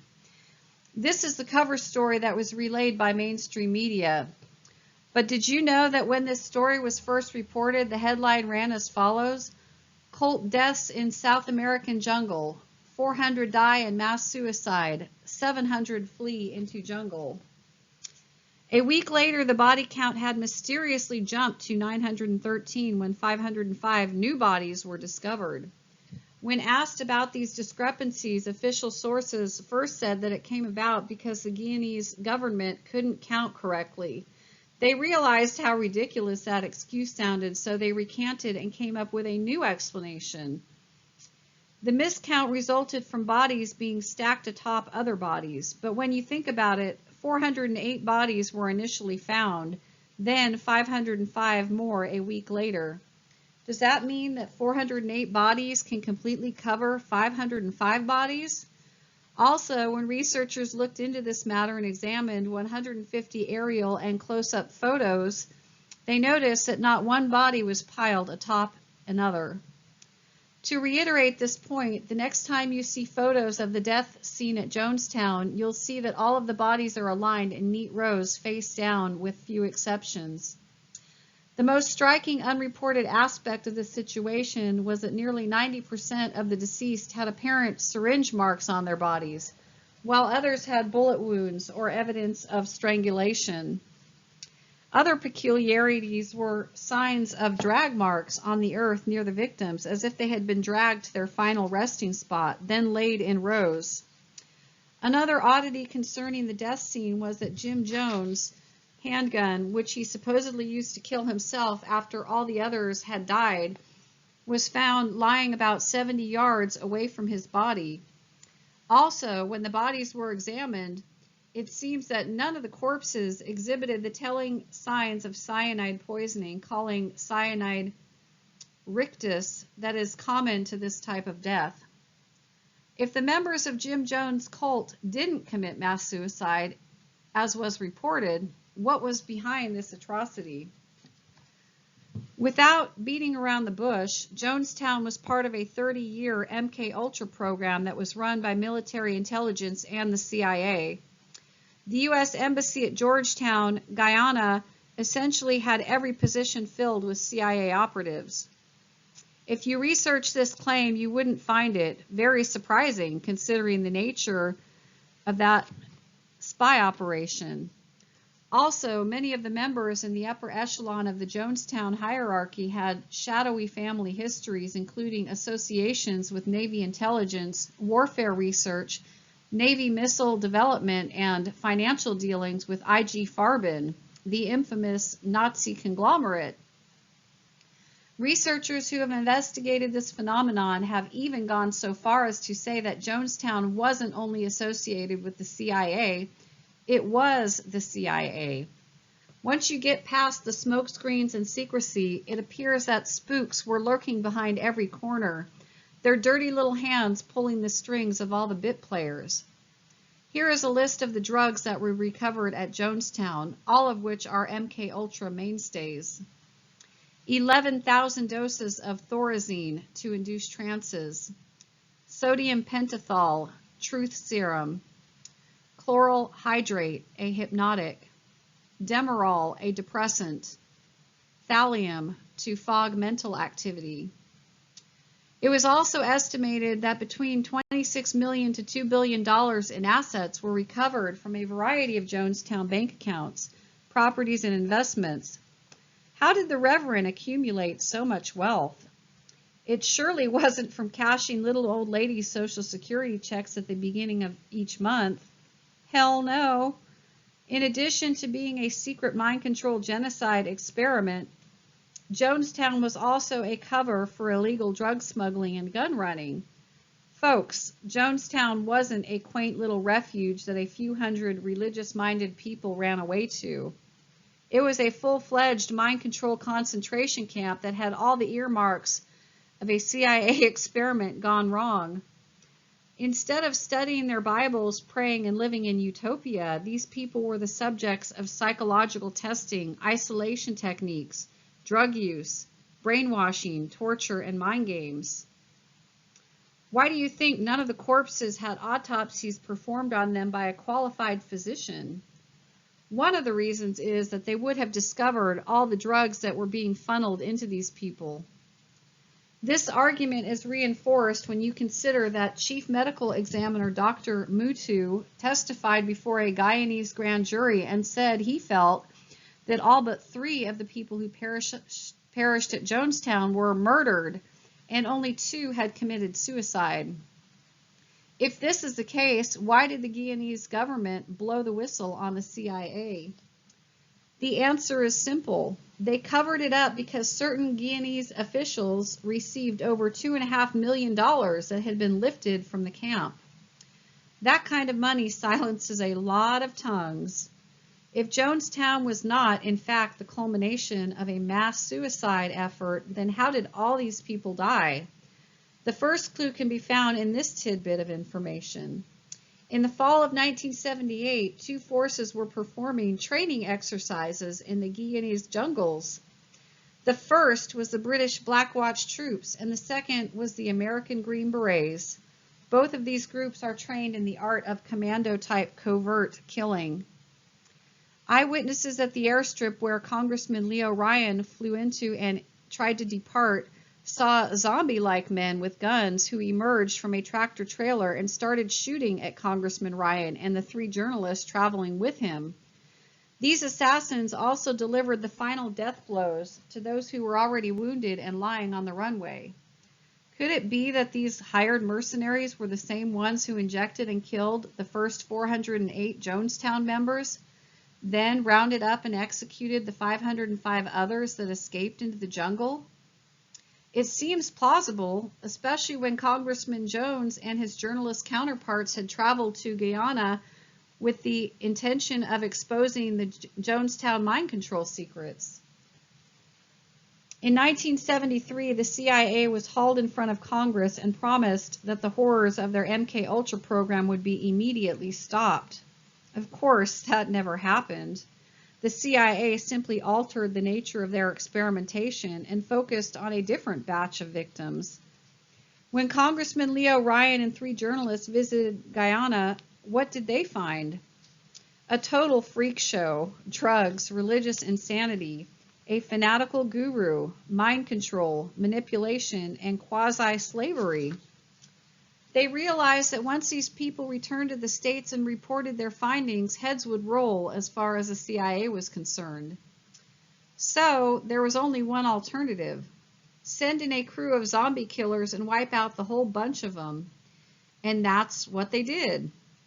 913 murders, a jolt of horror to the public consciousness as they turned on their TVs and saw this atrocity. And in the end, business as usual for the CIA. Joseph Holzinger, aide to Congressman Leo Ryan, called Jonestown a mind control experiment. Their visit to Guyana was a peek behind the curtain of what was really going on in the jungles of South America. It exposed the truth about the CIA's continued mind control activities and ultimately led to the demise of over 900 innocent people. Joyce Shaw, who was a former member of the Jonestown cult, dismissed the mass suicide story, instead calling the aftermath of what happened in Guyana some kind of horrible government experiment or some sort of sick racist thing, a plan like the Germans to exterminate blacks.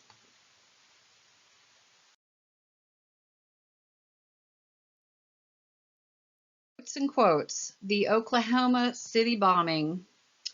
People who shut their eyes to reality simply invite their own destruction. James Baldwin. The Oklahoma City bombing, compiled by Al Hiddle and Joanne D'Arc, Paranoia Magazine, summer 1995. CNN and the New York Times both report the statement of an Army friend of bombing suspect Timothy McVeigh, who says that McVeigh told him that he had some sort of microchip device implanted in his backside while serving in the Persian Gulf. According to seismogram reports from the University of Oklahoma Geological Department in Norman, Oklahoma, there were 2 surface waves on the morning of April 19th, one at 9:02 and 13 seconds, then one at 9:02 and 23 seconds, 10 seconds later. When asked what this meant, Dr. Ken Luza said there were 2 detonations of a bomb, not one. John Statmiller. With the fertilizer bomb story, the government, keep increasing the size of the bomb. It started out being 1,000 to 1,500 pounds. Now they're up to 2 tons. But even still, that type of blasting device is a low-yield, low-frequency device, not capable of doing the type of damage that was done to the federal building. Oklahoma Damage Report. Quotes from Brigadier General Benton K. Parton, retired, Paranoia Magazine, fall 1995.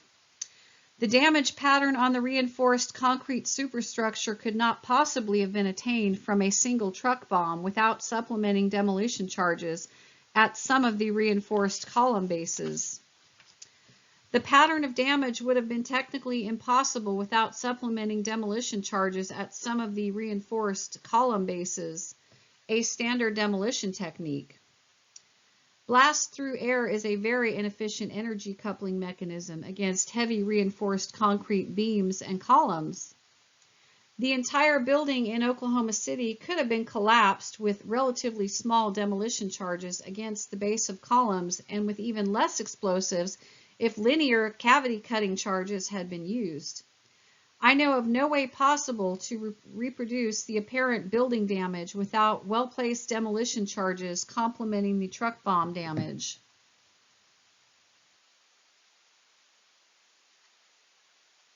Reassessing Oklahoma City, the Truck Bomb Hoax by Cletus Nelson, from You Are Being Lied To, The Disinformation Company Limited, edited by Russ Kick. Within 48 hours of this atrocious tragedy, the Justice Department had already broken the case. ANFO, ammonium nitrate mixed with fuel oil to create a combustible slurry device. It would be physically impossible for an ANFO bomb to have destroyed the many steel reinforced concrete columns that were situated far from the bomb site.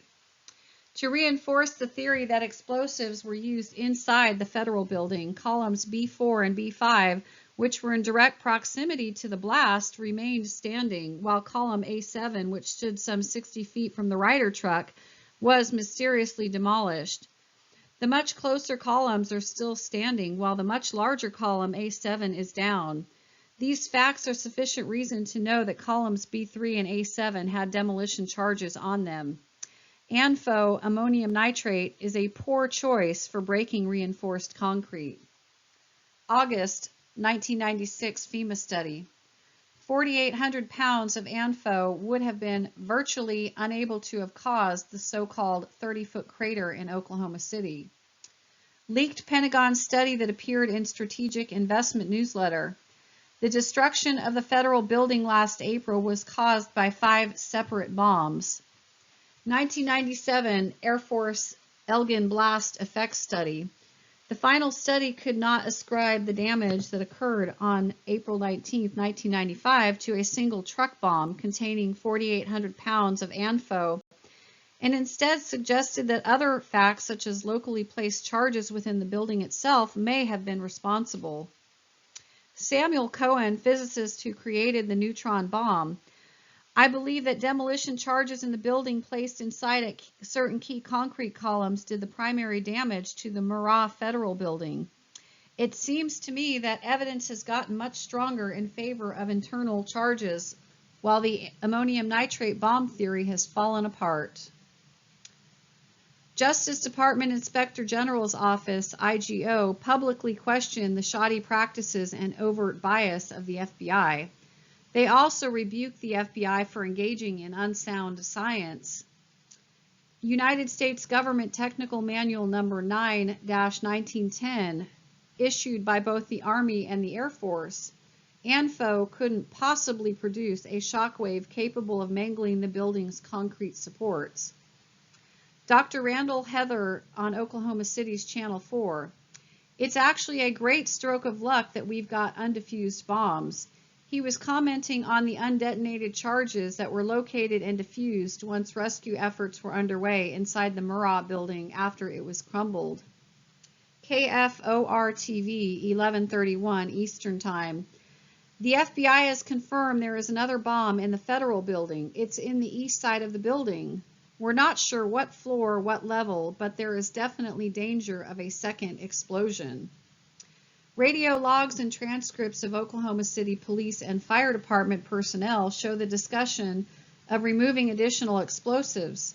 Reports of up to 4 bombs have surfaced. Ian Williams Goddard, April 19, 1995.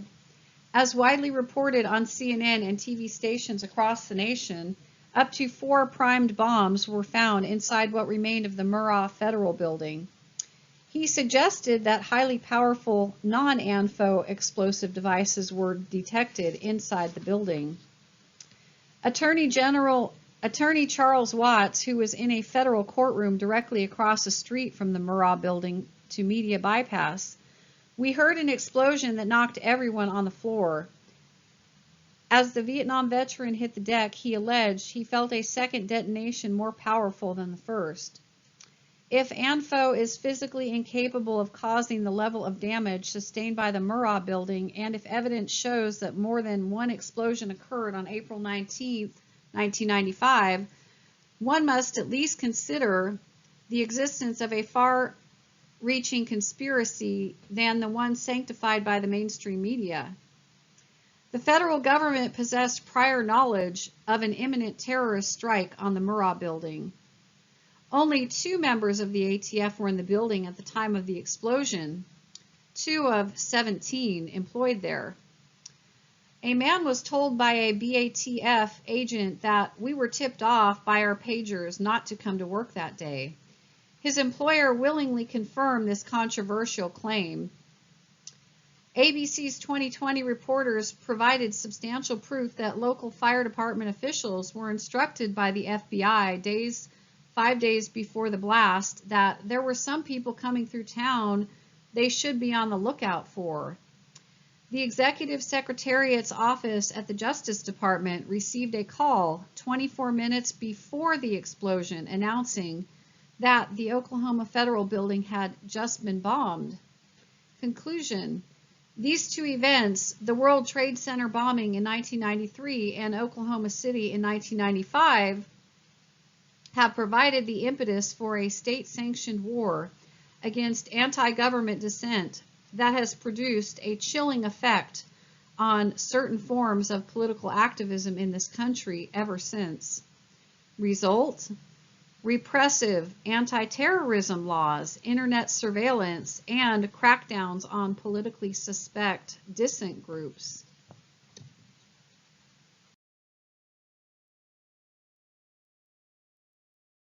Notes and quotes: The Freemasons, Lucifer, the New World Order and Beyond. Checkmate, The Game of Princes, the New World Order, Dark Conspiracy or Benevolent Master Plan. How It Affects You and the Sovereignty of America by Jeffrey A. Baker, Whitaker House, 1993. Hegel. History teaches us that man learns nothing from history. Franklin Delano Roosevelt. In politics, nothing happens by accident. If it happens, you can bet it was planned that way. Jeffrey Baker, author of this book. Unfortunately for America, the princes have well insulated themselves from mass exposure to the public at large through control of the propaganda that we call news. I do not believe that Dan Rather, Tom Brokaw, or Peter Jennings are maniacal men with evil intent. They are, if you will, utopian dreamers, so enamored with their own intelligence that they are blinded by their own illumination. And, professing themselves to be wise, they become utter fools. End quote. Manly P. Hall, famed Masonic writer who says the legend of Atlantis is central to the teachings and philosophies of all secret societies. Quote, Freemasonry is a shadow of the great Atlantean mystery school, which stood with all its splendor in the ancient city of the Golden Gates, where now the turbulent Atlantic rolls in unbroken sweep. End quote. Ignatius Donnelly, noted Atlantis authority, 1882, in comparing the Great Flood from the Bible with the destruction of Atlantis. He says they are the same event. The deluge plainly refers to the destruction of Atlantis and that it agrees in many particulars with the account given by Plato. The people destroyed were, in both instances, the ancient race that had created civilization. They had formerly been in a happy and sinless condition. They had become great and wicked. They were destroyed for their sins. They were destroyed by water. End quote. William Still, The New World Order. Information about Atlantis is still possessed by the highest initiates of the secret societies. End quote. Manly P. Hall, The Secret Destiny of America.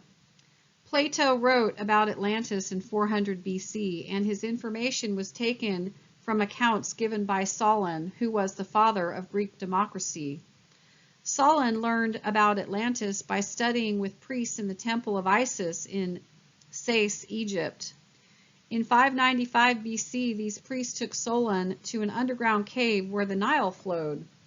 There, they got on a boat and sailed to an island where they saw artifacts that were left by the lost people. In the remains of this society, they found laws that were inscribed on columns that were intended to guide mankind. This information became the basis for the secret societies and mystery religions that ensued. Albert Pike, accomplishments, Grand Commander of the Supreme Council of Freemasonry from 1859 to 1891, Civil War General for the Confederacy, counterpart of the famous spiritualist Madame Blavatsky, and one of the original architects of the Ku Klux Klan. Albert Pike, in a letter to the 23 Supreme Councils of the World, July 14, 1889, that which we must say to the crowd is, we worship God, but it is the God that one adores without superstition. You may repeat it to the 32nd, 31st, and 30th degrees. The Masonic religion should be by all of us initiates of the high degrees, maintained in the purity of the Luciferian doctrine. If Lucifer were not God, would Adonai, Yahweh, and his priests calumniate him? Manly P. Hall, The Lost Keys of Freemasonry. When the Mason learns the key to the warrior on the block is the proper application of the dynamo of the living power, he has learned the mystery of the craft. The seething energies of Lucifer are in his hands, and before he may step upward and onward, he must prove his ability to properly apply energy. 1930s, more than 3/4 of Americans owned their land without owing money or rent on it. 1990s, less than 10% of Americans own their land, and those who do are burdened by incredibly high real estate taxes, school taxes, property taxes, etc. A general theme indicating the way things are going in this country. History has now become multiculturalism. Nationalism is being replaced by globalism. We aren't encouraged how to think, but what to think. There are no longer any absolutes or clearly defined distinctions between right and wrong, only gray areas in between. Bill Clinton was a perfect example of how gray areas took precedence above all else. General Accounting Office. The average American now pays 48% of everything he or she earns in one form of taxation or another. By stealing everything Americans make through progressive taxation, the controllers have eliminated the possibility that we will ever attain their wealth or status. Lucifer, Eliphas Levi, Albert Pike, and the Masonic Lodge, a study of Freemasonry and its relationship to occult and Satanism, by David Carrico, Emissary Publications, 1991. William Schnobelin, Masonry Beyond the Light. Set Lucifer is the acknowledged god of Masonry, end quote. Edith Starr Miller, The Occult Theocracy, 1933. The Real Masonry of the Kabbalistic Degrees, which is in touch with all secret societies, Masonic as well as non-Masonic, have been able to state that Luciferian occultism controls Freemasonry. Ralph Epperson, The New World Order. The Masons know that they must conceal their horrible secret from the people. That secret is simply the fact that certain of their members worship Lucifer, end quote. Eliphas Levi, Kabbalist, magician. Aleister Crowley thought he was Levi reincarnated. The Book of Splendors. Satan is not the ruler of the realm of shadows. He is the agent of light behind a veil. He is of service to God. He performs God's work. God has not rejected him, for he holds him still in his hand. What is the devil then in the final analysis? The devil is God working evil, end quote. William Guy Carr, commander of the Royal Canadian Navy, on Albert Pike. While Pike was sovereign pontiff of Universal Freemasonry and head of the Illuminati during the 1870s, he revised and modernized the ritual of the Black Mass celebrated to emphasize the Luciferian and Satanic victory achieved in the Garden of Eden and over Christ to end his mission on earth. Lucifer is worshipped as the giver of the true light, the fountain of all wisdom, and as the greatest of all supernatural beings, end quote. Des Griffin, Fourth Reich of the Rich, quote, Albert Pike was an evil genius of the first magnitude. He was a man of many talents who invariably used his abilities to destructive ends. He was very literate, being able to both read and write in 16 ancient languages. He was an avowed worshiper of Satan by name who practiced necromancy and all forms of sorcery. End quote. Albert Pike, Morals and Dogma. Lucifer, the light bearer, strange and mysterious name to give the spirit of darkness. Lucifer, the son of the morning, it is he who bears the light. End quote. Albert Pike, in a speech to the 23 Supreme Councils, June 14, 1889. Quote, the true and pure philosophical religion is the belief in Lucifer, the equal of Adonai, Yahweh. But Lucifer, God of light and God of good, is struggling for humanity against Adonai, the God of darkness and evil. End quote. Albert Pike, Morals and Dogma, on how members in the lower ranks of Masonry are deliberately lied to about the true meaning of the Masonic symbols. Quote, the blue degrees are but the outer court or portico of the temple. Part of the symbols are displayed there to the initiate, but he is intentionally misled by false interpretations. It is not intended that he shall understand them, but it is intended that he shall imagine he understands them. Their true explanation is reserved for the adepts, the princes of Masonry. End quote. New World Order, The Ancient Plan of Secret Societies by William Still, Hunting House Publishers, 1990. Copin Albancelli, 1908, showing the distinction between lower level and upper echelon Masons. Lower level Masonic motto, "To the glory of the great architect of the universe," end quote. Upper level Masonic motto, "To the glory and love for Lucifer, hatred, hatred, hatred, to God, accursed, accursed, accursed," end quote. Manly P. Hall said that the origin of all secret societies was on Atlantis. There, the Atlanteans formulated the great plan that would guide human events through the next millennia. One part of that blueprint concerned America's special destiny. Time will reveal that the continent now known as America was actually discovered and, to a considerable degree, explored more than 1,000 years before the beginning of the Christian era. The true story was in the keeping of the mystery schools and passed from them to the secret societies of the medieval world, end quote. Following the Illuminati 666, the New Age movement by William Josiah Sutton, The Institute of Religious Knowledge, 1983. Albert Pike, the only Confederate general with a statue on federal property in Washington, D.C., Morals and Dogma, quote, "Masonry is a search after light. That search leads us directly back, as you see, to the Kabbalah," end quote. 50 of the original 56 signers of the Declaration of Independence were Masons who were also involved in Rosicrucianism, astrology, secret societies, numerology, tarot, and the Kabbalah. Albert Pike was a prince adept of Freemasonry and also a Pilatist, which is a secret society that openly worships Lucifer.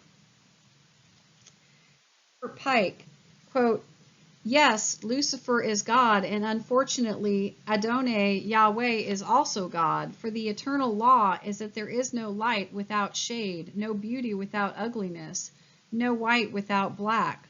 For the absolute can only exist as two gods, darkness being necessary to light, to serve as its foil as the pedestal is necessary to the statue, in the brake to the locomotive," end quote.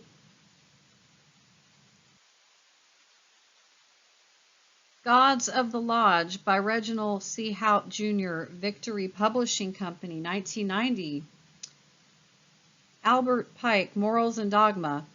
"Every Masonic lodge is a temple of religion, and its teachings are instructions in religion." Gnosis, Superior Wisdom, Knowledge of Mysteries and Spiritual Truths. Fourth Reich of the Rich by Des Griffin, Emissary Publications, 1976. Original Writings of the Order of the Sect of the Illuminati. The great strength of our order lies in its concealment. Never let it appear in any place in its own name, but always covered by another name and another occupation. Illuminati requirements. Always remain hidden behind the scenes. Never let your true identity and purpose be known. C. Keep the truth hidden from the people. International bankers. For years, they made tons of money off every nation by financing each of them in wars against each other. There is only one winner in every war, the bankers. Des Griffin, quote, "The men who conceived the diabolical conspiracy as laid out in the protocols were not atheists. They were members of the Illuminati, followers of the original light bearer, Satan, the devil. They were worshippers of Satan. This is the plan of Satan." Excerpts from the Protocols of the Learned Elders of Zion, translated by Victor Marsden.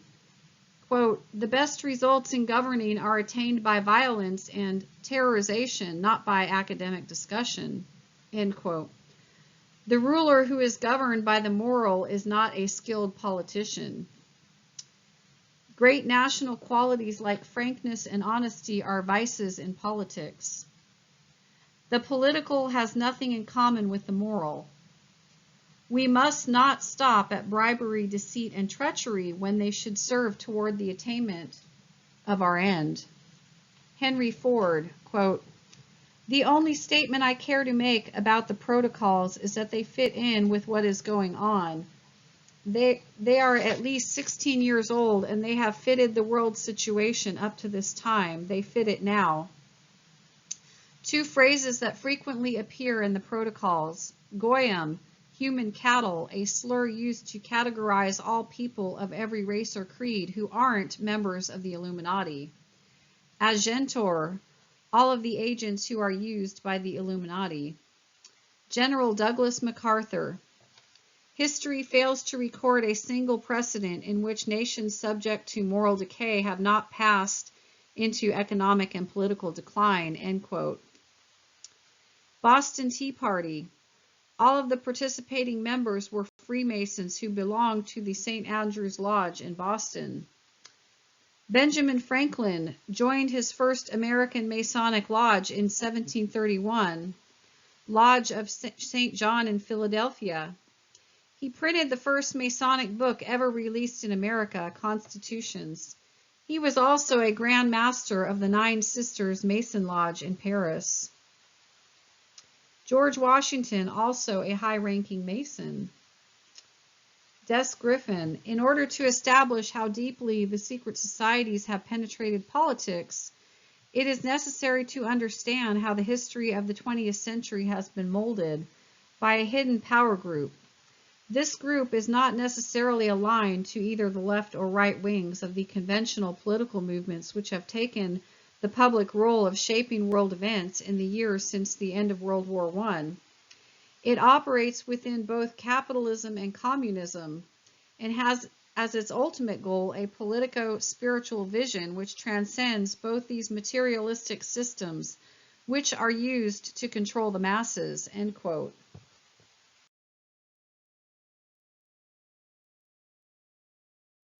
The World's Last Dictator by Dwight L. Kinman, Solid Rock Books, 1993.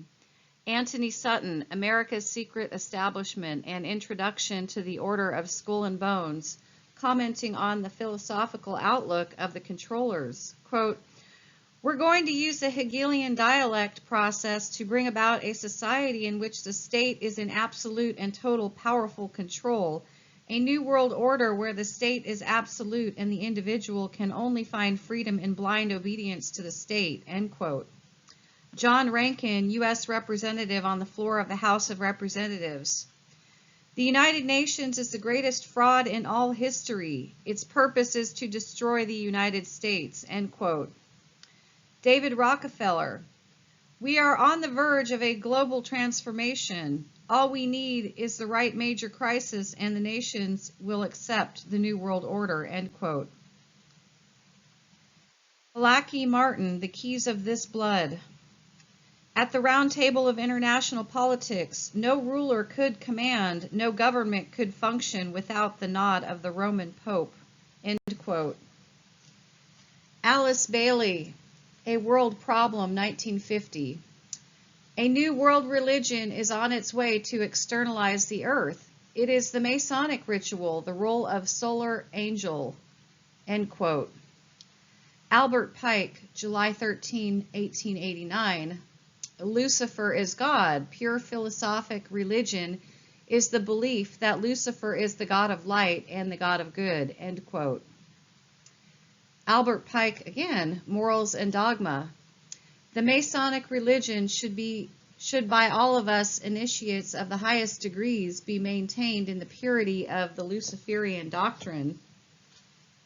Dark Majesty, The Secret Brotherhood and the Magic of 1,000 Points of Light by Tex Mars, Living Truth Ministries, 1992. A.K. Chesterton, The New Unhappy Lords. A conspiracy of worldwide dimensions does exist, and unless we manage to defeat the conspirators, no matter how great the odds against us, we shall have nothing to pass on to our successors except the certainty of enslavement, end quote. Tex Mars. The men of the Secret Brotherhood are not like you and me. They believe in magic. Theirs is the strange and bizarre world of ritual alchemy, the recitation of mantras, of words of power, the study of esoteric philosophies, and the mysterious display of arcane New Age symbols. No one would suspect for a moment what actually goes on in the deep, dark recesses of their diabolical minds. The secret brotherhood holds you and I in utter contempt. Their deceitful actions will demonstrate their contemptuous attitude toward us. All their lives they have been taught the necessity of deceiving the masses." End quote. Robert Anton Wilson, Cosmic Trigger II. Language and hypnosis form the foundation on which humans create worlds of consciousness and of fantasy. Very few people know how to dehypnotize themselves. End quote. Albert Pike on why the average Mason doesn't know what his group represents. They do not know because we lie to them. End quote. Manly P. Hall, Freemasonry is a fraternity within a fraternity, an outer organization concealing an inner brotherhood of the elite. End quote. Adam Weishaupt, founder of the Illuminati in 1776. Reason will be the only code of man. This is one of our greatest secrets. When at last reason becomes the religion of man, then will the problem be solved. End quote. Bertrand Russell, famous 20th century philosopher who wrote in Impact of Science on Society, 1953. Education should aim at destroying free will so that after pupils have left school, they shall be incapable throughout the rest of their lives of thinking or acting other than their schoolmaster would have wished.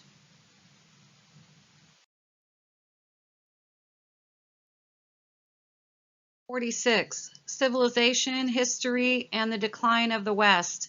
An overview of Samuel P. Huntington's The Clash of Civilizations and the Remaking of World Order. Civilizations.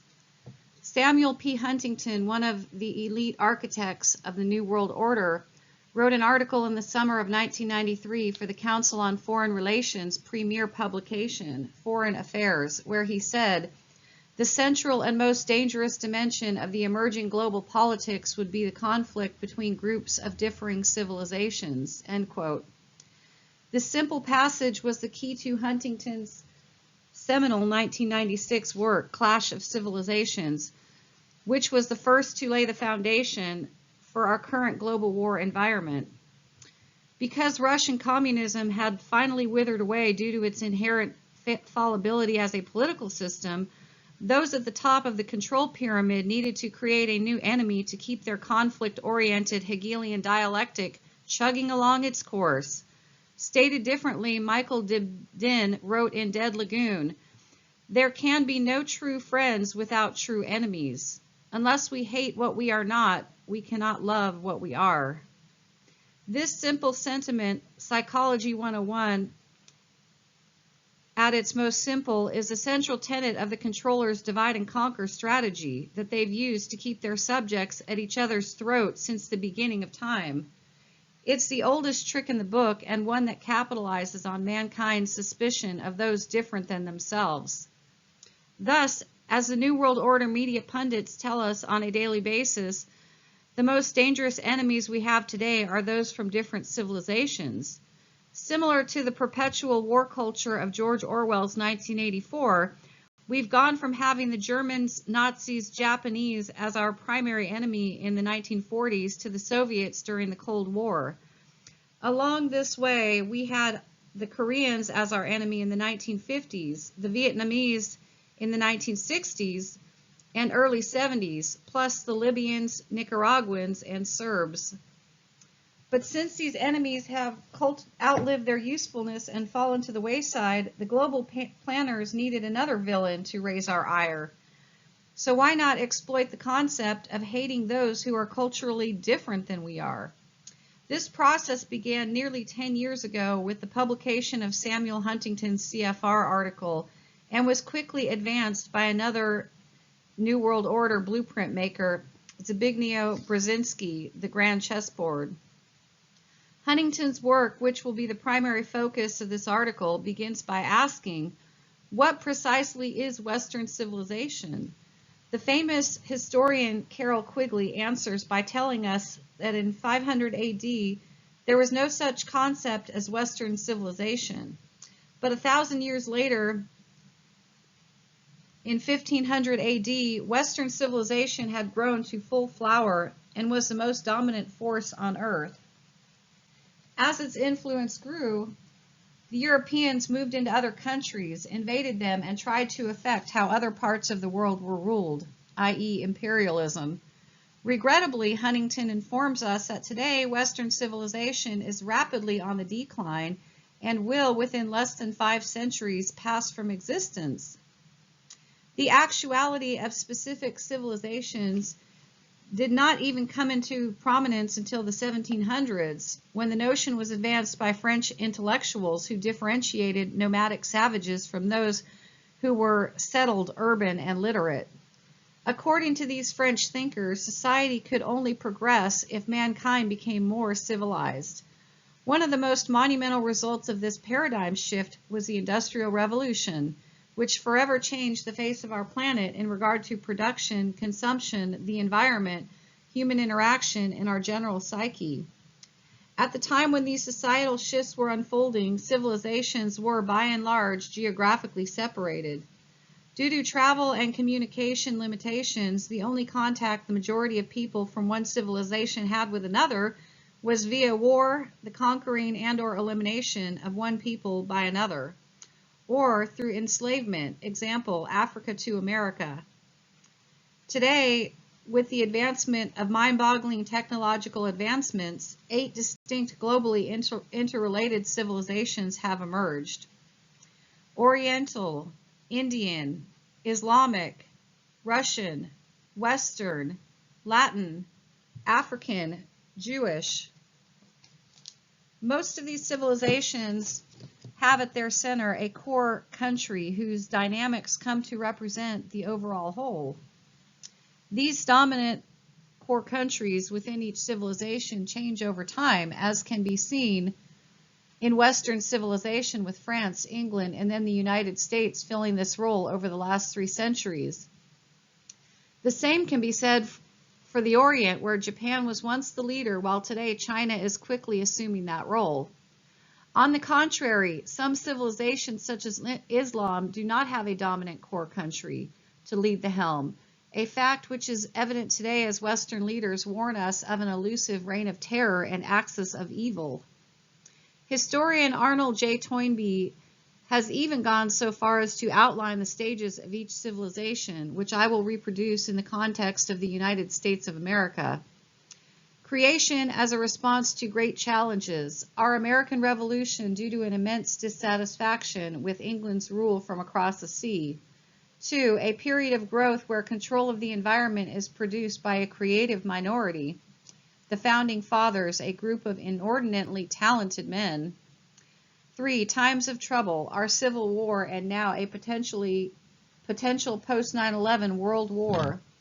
Rise of a universal state, New World Order.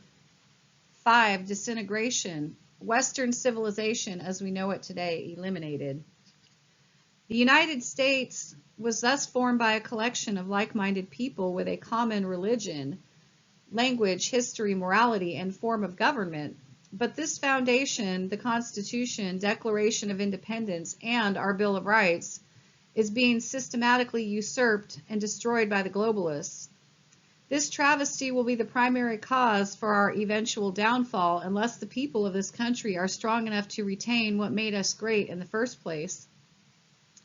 Ada Bozeman, in Strategic Intelligence and Statecraft, said of this phenomenon, "International history rightly documents the thesis that the destiny of each linguistically and morally unified community depends ultimately upon the survival of certain primary structuring ideas around which successive generations have coalesced and which thus symbolize the society's continuity." End quote. To better convey this concept, I've often used the analogy of an automobile and its oil. If a car owner keeps their oil pure and clean, it will literally run forever. But if you ignore this vital component and allow their oil to get dirty, or if outside elements are added to impair the car's performance, soon it will break down alongside the road. The old adage about oil and water not mixing is certainly true. These negative external influences in relation to our country would be rampant illegal immigration, increasing UN rule, the rise of supranational corporate infiltration of government, trade agreements like NAFTA and GATT, or the emergence of a world court system. The result, of course, would be the eventual loss of our national sovereignty and ultimately our country as a whole. So the question we need to ask ourselves is, what are we as a country and a civilization, and what do we want to become? If certain trends continue unabated as they have been, it's fair to say that the United States is embarking upon a road that is leading to ruin, not resurgence.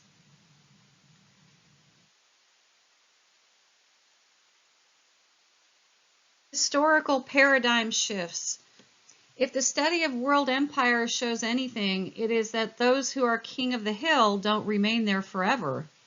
Look at the Assyrians, Babylonians, Egyptians, Ottoman, Persian, Roman, and British empires. You'll find that those at the pinnacle have always been toppled, and history does indeed repeat itself. One of the reasons why certain societies ascend upward or defeat another in battle is due to technological breakthroughs, which gives them a unique advantage over everyone else. The type of ammunition used by the North in opposition to the South in America's Civil War is a perfect example of why the Union won. Thomas Kuhn, in The Structure of Scientific Revolution, applies this concept to a shift in the way we view our physical world because new information or data replaces the old. He writes, "To be accepted as a paradigm, a theory must seem better than its competitors, but it need not, and never does, explain all the facts with which it can be confronted." End quote. In the 20th century, we saw three such historical shifts. The first took place with World War I, which was deliberately staged by the controllers to rid Europe of its old-style rule of kings, princes, royal families, and scattered sovereign nation states. What the moneyed elite desired was a destruction of the past power structure, replaced by those who were groomed in the Round Table, Oxford, New World Order style government. Building upon this notion, World War III was deliberately fomented from the ashes of World War I and the League of Nations so that the United Nations could emerge as a new global power. Franklin Delano Roosevelt said that World War II would end the system of unilateral action, the exclusive alliances, the balances of power, and all the other expedients that have been tried for centuries and have always failed. End quote. In essence, what resulted from these two wars was a dramatic shift in the way our world was governed. Whereas a multitude of distinct nation-states existed independent of each other prior to the Great Wars, they were eventually collectivized by global treaties and organizations. By the early 1950s, coinciding with the creation of Cold War hostilities, the world was divided into three camps. On one side, we had the United States, democratic and capitalistic. On the other was communist Russian, while every other country was a minor player in the shadow of this bipolar rule. During this 4-decade Cold War, America and the Soviet Union competed for the soul of every third world country in terms of philosophy, governing style, business ventures, and weaponry. The third shift of the 20th century came about with the fall of communism, symbolized by the Berlin Wall coming down, and cemented when George Bush Sr. gave his famous New World Order proclamation on 3 different occasions. When this change in political perspective took place, our world moved beyond bipolar rule and found itself with one remaining superpower and unrivaled king of the hill, the United States of America. The primary problems facing this nation today aren't terrorists with 12th century mindsets or elusive weapons of mass destruction supposedly hidden in Iraq.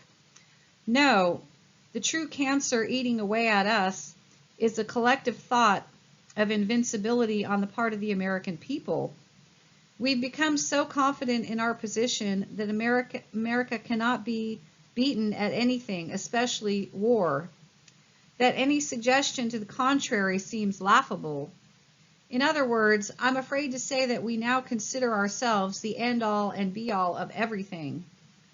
But as Samuel Huntington says with frightening clarity, societies that assume that their history has ended are usually societies whose history is about to decline.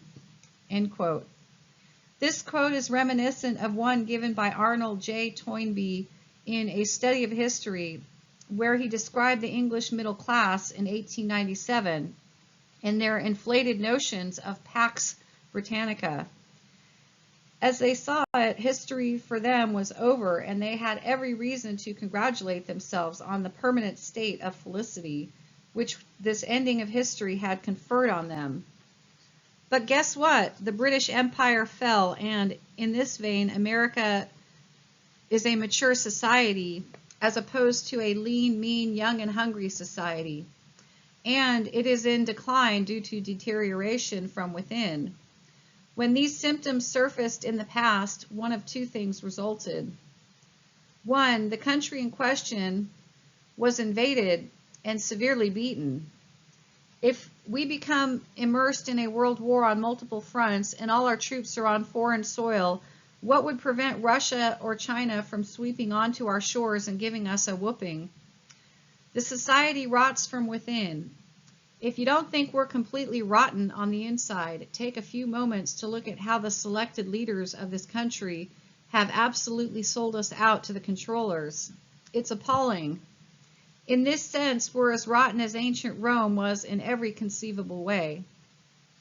Thus, due to the deliberate erosion of our borders and the inception of cultural elements contrary to what made this country great, we're following a path leading to a less than optimal outcome. Or, as Samuel Huntington tells us, history shows that no country so constituted with a cultural core can long endure as a coherent society. A multi-civilizational United States will not be the United States. It will be the United Nations, end quote. Balance of power. As the Cold War came to an end, so did the way our world was structured. Although America and the West are still atop the control pyramid, Samuel Huntington warns us that our relative power in relation to other countries is plunging. Power is shifting from the long predominant West to non-Western civilizations. Global politics has become multipolar and multi-civilizational, as opposed to a bipolar structure that existed between the US and USSR. To prove that Western dominance is on the decline and that Asian and Islamic civilizations are becoming more influential, we first need to look at the concept of power, which Huntington defines as the ability of one person or group to change the behavior of another person or group. Taking this notion one step further, Huntington adds, the power of a state or group is normally estimated by measuring the resources it has at its disposal against those of the other states or groups it is trying to influence. This point is extremely important, for Huntington proceeds to give us a plethora of data to prove that the West's influence is declining. His findings are as follows. Share of the total world military by civilizations. Western, 1900, 43.7%. Western, 1991, 21.1%. China, 1900, 0.5%. China, 1991, 25.7%. Islam, 1900, 16.7%. Islam, 1991, 20%.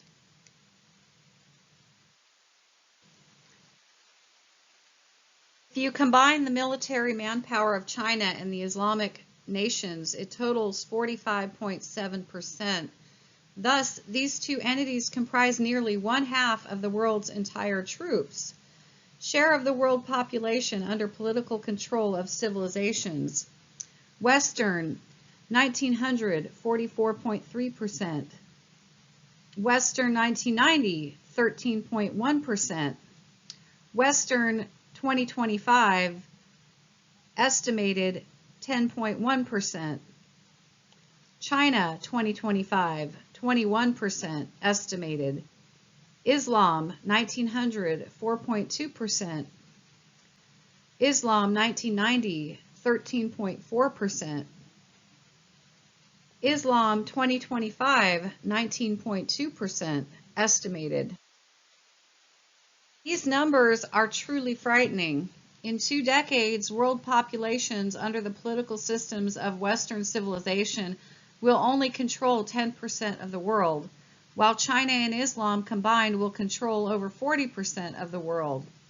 Plus, as the above statistics show, they will also possess over 45% of the world's armies. Territory under political control of a civilization. Western 1900 38.7%. Western 1993 24.2%. Islam 1900 6.8%. Islam 1993 21.1%. Share of world gross economic product by civilization. Western 1950 64.1%. Western 1992 48.9%. China 1950 3.3%. China 1990 10%. Islam 1950 2.9%. Islam 1990 11%. Share of the world manufacturing output by civilization. Western 1928 84.2%. Western 1980 57.8%. These numbers show quite clearly that the West's prominence is waning and that our 2 primary threats, China and Islam, are on the rise. What should be most alarming to Americans is that our manufacturing base has been absolutely decimated during the past 10 years and shipped overseas to countries with cheap labor that are exploited by multinational companies.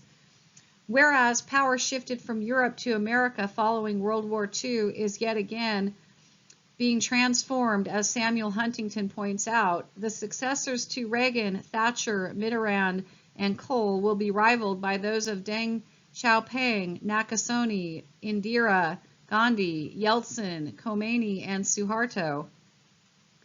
The age of Western dominance will be over, and who is peddling this power to other foreign countries?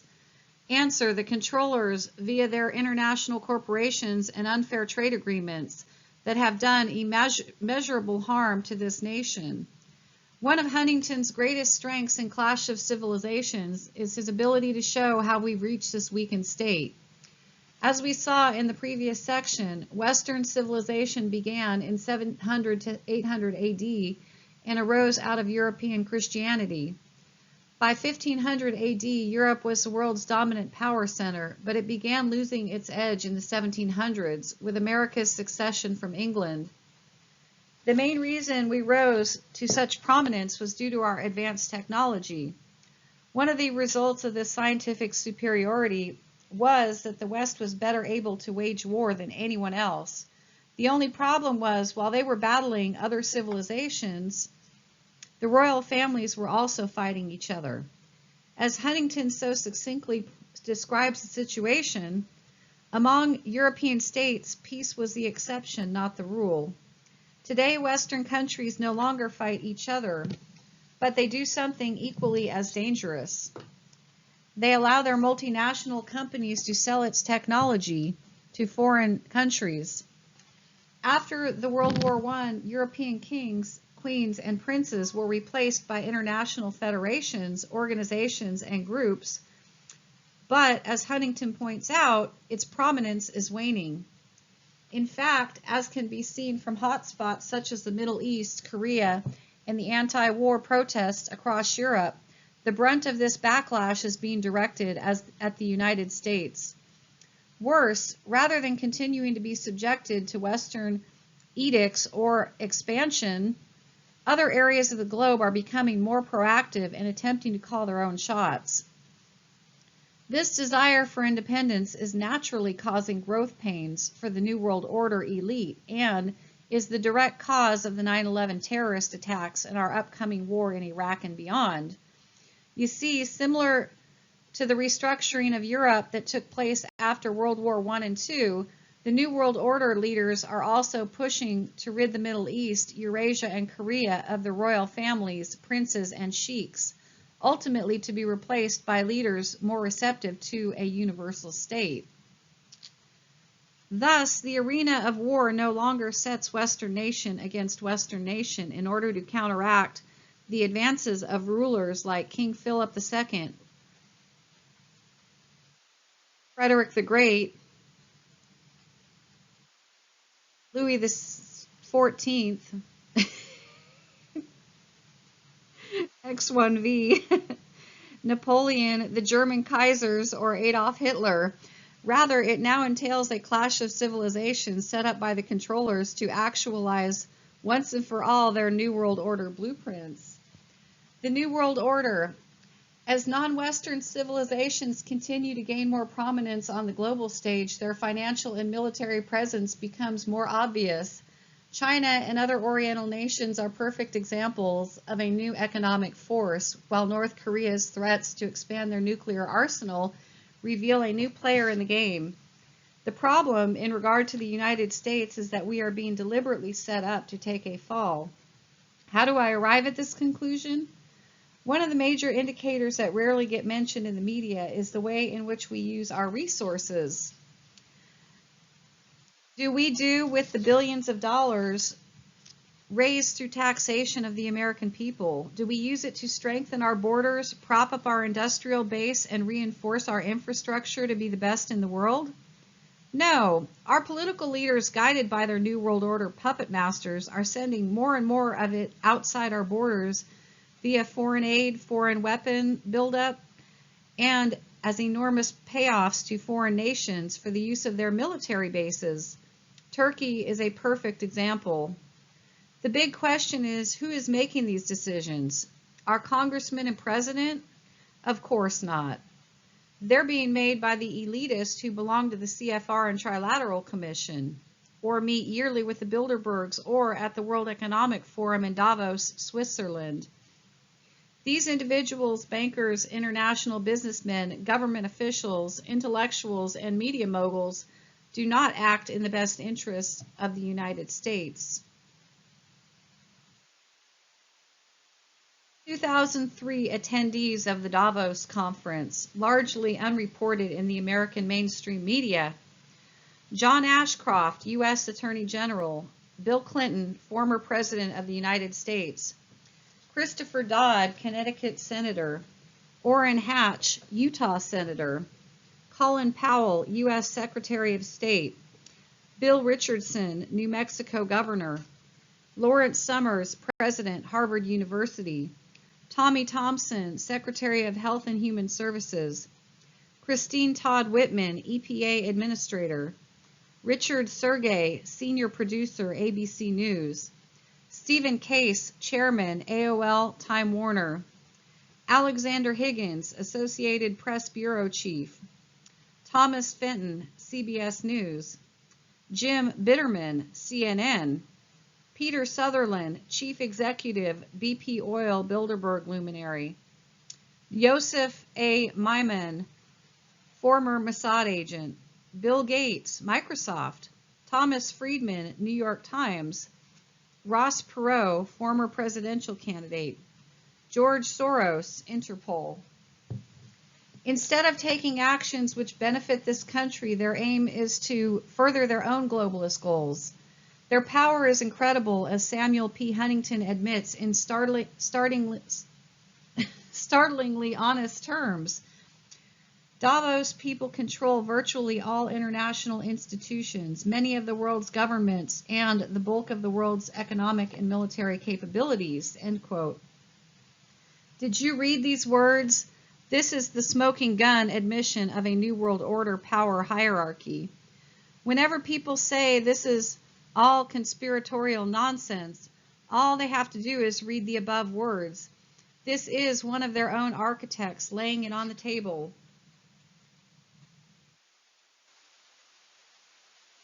further incriminate his cohorts, Huntington goes on to say that although nation states still have some control over their own destiny, they are losing importance and will soon be replaced by international institutions, which will have the right to judge and to constrain what states do in their own territory. To those who don't realize it, this is precisely the definition of what a New World Order is. This international ruling body will assume the role previously performed by sovereign nations, with a globalist bureaucracy directing the citizenry, not a duly elected government. Of course, we have already taken quite a few steps toward this Orwellian nightmare with the establishment of the United Nations, European Union, IMF, etc., and the New World Order elite realize that to maintain their positions of power, they need to promote a concept called universalism. In other words, whenever a conflict presents itself outside of their sphere of influence, the globalists try to bring the troublemaker into their stable. Huntington describes their aims and tactics as such. The West is attempting and will continue attempting to sustain its preeminent position and defend its interests by defining those interests as the interests of the world community. One of the ways they like to do this is by easing non-Western civilizations into their economic system via loans or aid packages through the IMF and World Bank. But Georgy Arbutov, a longtime Russian Politico, CFR member, and author of The System, An Insider's Life in Soviet Politics, likened the IMF crowd to neo-Bolsheviks who love expropriating other people's money, imposing undemocratic and alien rules of economic and political conduct, and stifling economic freedom. In other words, they suck our money out of our pockets, then dole it out to those who will further their self-serving goals. In reality, this practice is nothing more than global socialism, with those at the top acting as plantation owners while we slave away to keep them in power. It's a sick little game that we shouldn't keep falling for. To ensure that they keep the upper hand and can further pursue their globalist aims, the universalists preach non-proliferation to the masses.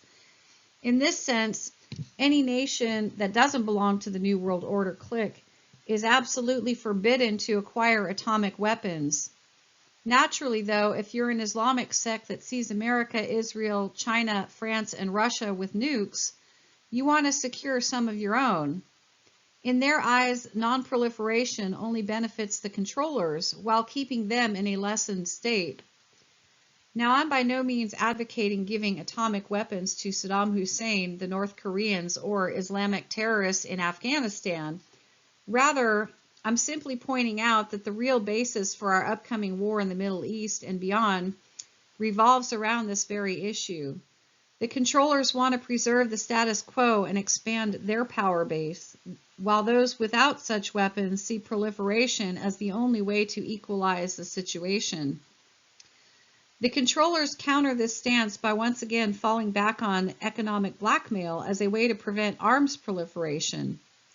But the big question is, how long will this practice endure?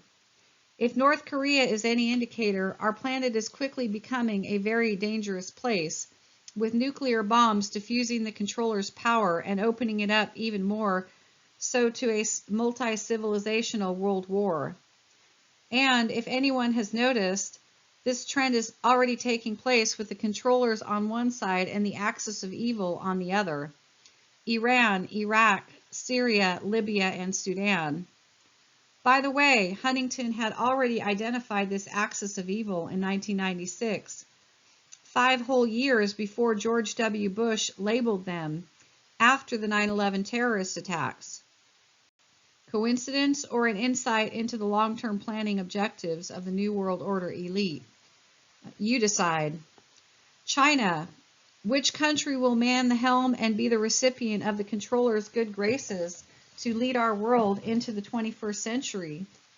If history repeats itself and is any indicator, we need to learn a few lessons about nations on the rise in their behavior. Samuel Huntington encapsulates in the following quote what all Americans should be wary of.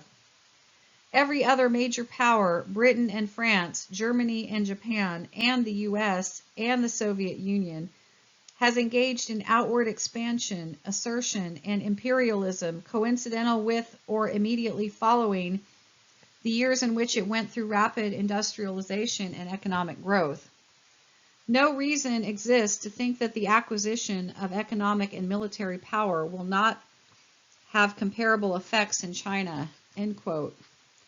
Here it is, folks. China, America's greatest threat, a Confucian civilization that has never known freedom in the entirety of its history, a culture that advocates yielding to authority, a structured hierarchy, surrender of individual rights, consensus, meekness, and the state over personal freedom.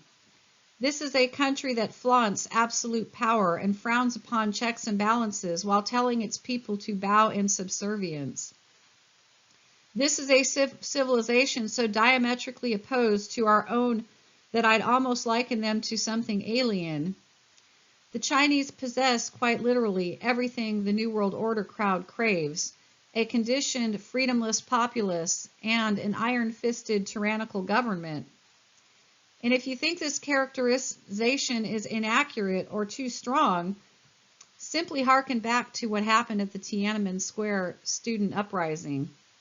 The Chinese military swooped down and killed with a vengeance, and those protesters not eliminated on the spot were executed shortly thereafter without trial. These are vicious, bloodthirsty leaders that won't bat an eye at further enslaving their people. Here is a perfectly docile, unquestioning automation citizenry portrayed in George Orwell's 1984. Yet, with an obedient army of millions and plenty of newfound Western technology. Forget about Afghanistan and Iraq. They're only precursors being used to prime the pump. Then, when we're sufficiently weakened, bam, the Chinese will lay us out and land the final death blow. If this description is still not enough, ask yourself this question: would your life be freer under Chinese rule? The answer is obvious.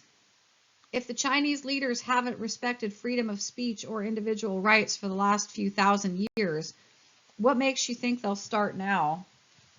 The primary reason China has become such a force to be reckoned with is because the controllers have been inundating them with enormous amounts of Western technology for the past decade from both the private and public sectors. This includes computer hardware and software satellites, military technology, and weaponry, and the means of advanced production for their factories. The growth of their gross domestic product has more than doubled in 20 years, from 6% in 1972 to 13.5% in 1993. And as Kishore Mahbubani wrote in the CFR's Foreign Affairs January-February 1995 edition, the Chinese economy will become the world's largest early in the 21st century. Mahbubani continues, this time speaking of the entire Pacific Rim. With the second and third largest economies in the world in the 1990s, Asia is likely to have 4 of the 5 largest and 7 of the 10 largest economies by 2020. By that date, Asian societies are likely to account for over 40% of the global economic product.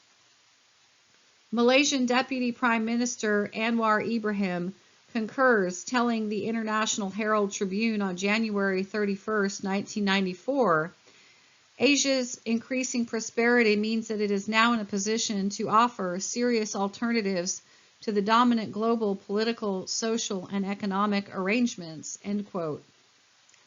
These words are coming from political leaders and CFR members that the global elite listen to intently. And what they are saying is that Asian civilizations are primed to assume a leadership role on the world stage, replacing us as king of the hill. Folks, the writing is on the wall. This is going to happen.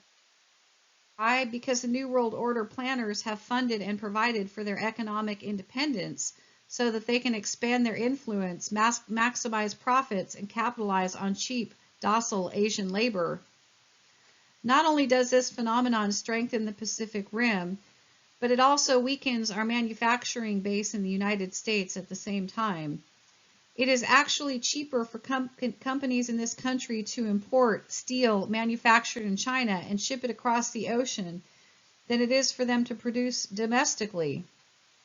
There is something seriously wrong with that equation, and the result is that our economy falters while the Asians become more self-reliant and primed to move forward. Samuel Huntington observes, East Asian economic development is altering the balance of power between Asia and the West, specifically the United States. End quote. The most immediate danger of this situation is obvious. The stronger and more independent China and the Orient becomes, the less control we have over their activities. Plus, their increasing energy demands will have to be met one way or another. This dilemma opens up the possibility of a truly horrifying scenario, which I will address in the following section. In the meantime, Samuel Huntington adds more perspective to the situation. China's increasing needs for oil are likely to impel it to expand its relations with Iran, Iraq, and Saudi Arabia, as well as Kazakhstan and Azerbaijan. Such an arms for oil axis, one energy expert observed in 1994, won't have to take orders from London, Paris, or Washington anymore. End quote. As China and its Asian counterparts are moved to the forefront by the controllers, we need to examine how these changes will affect America. The most profound explanation comes from Samuel Huntington, who says in the starkest terms possible, China's emergence as a major power will dwarf any comparable phenomena during the last half of the second millennium. End quote. Lee Kuan Yew, Singapore's first prime minister, concurs. It's not possible to pretend that this is just another big player. This is the biggest player in the history of man. End quote. Is the importance of this upcoming change starting to hit you yet? The controllers want to run the world through China, and they're setting the stage with non-Western arms proliferation in North Korea, Pakistan, Iraq, Iran, India, and China. Once the Red Army officially takes control of the Asian theater, Japan will, out of necessity, side with them. Huntington also points out that others with hostile feelings toward the U.S. will side with them. In politics, a common enemy creates a common interest. Islamic and Sinic Chinese societies, which see the West as their antagonist, thus have reason to cooperate with each other against the West. Harken back to the statistics provided a few pages earlier, showing that nearly half the world's military manpower will belong to Chinese and Muslims, and you will realize the magnitude of what we're up against. It's truly horrifying. To make matters worse, take a look at the following two quotes by Samuel Huntington to determine how the Chinese feel about us. The most important group in China with an antagonistic view toward the U.S. is the military, end quote. By the mid-1990s, Chinese officials and agencies routinely portrayed the U.S. as a hostile power, end quote. Please remember these opinions are coming from a New York Times best-selling author and one of the New World Order's most lauded academics. The Chinese threat is for real. So what can we do about it?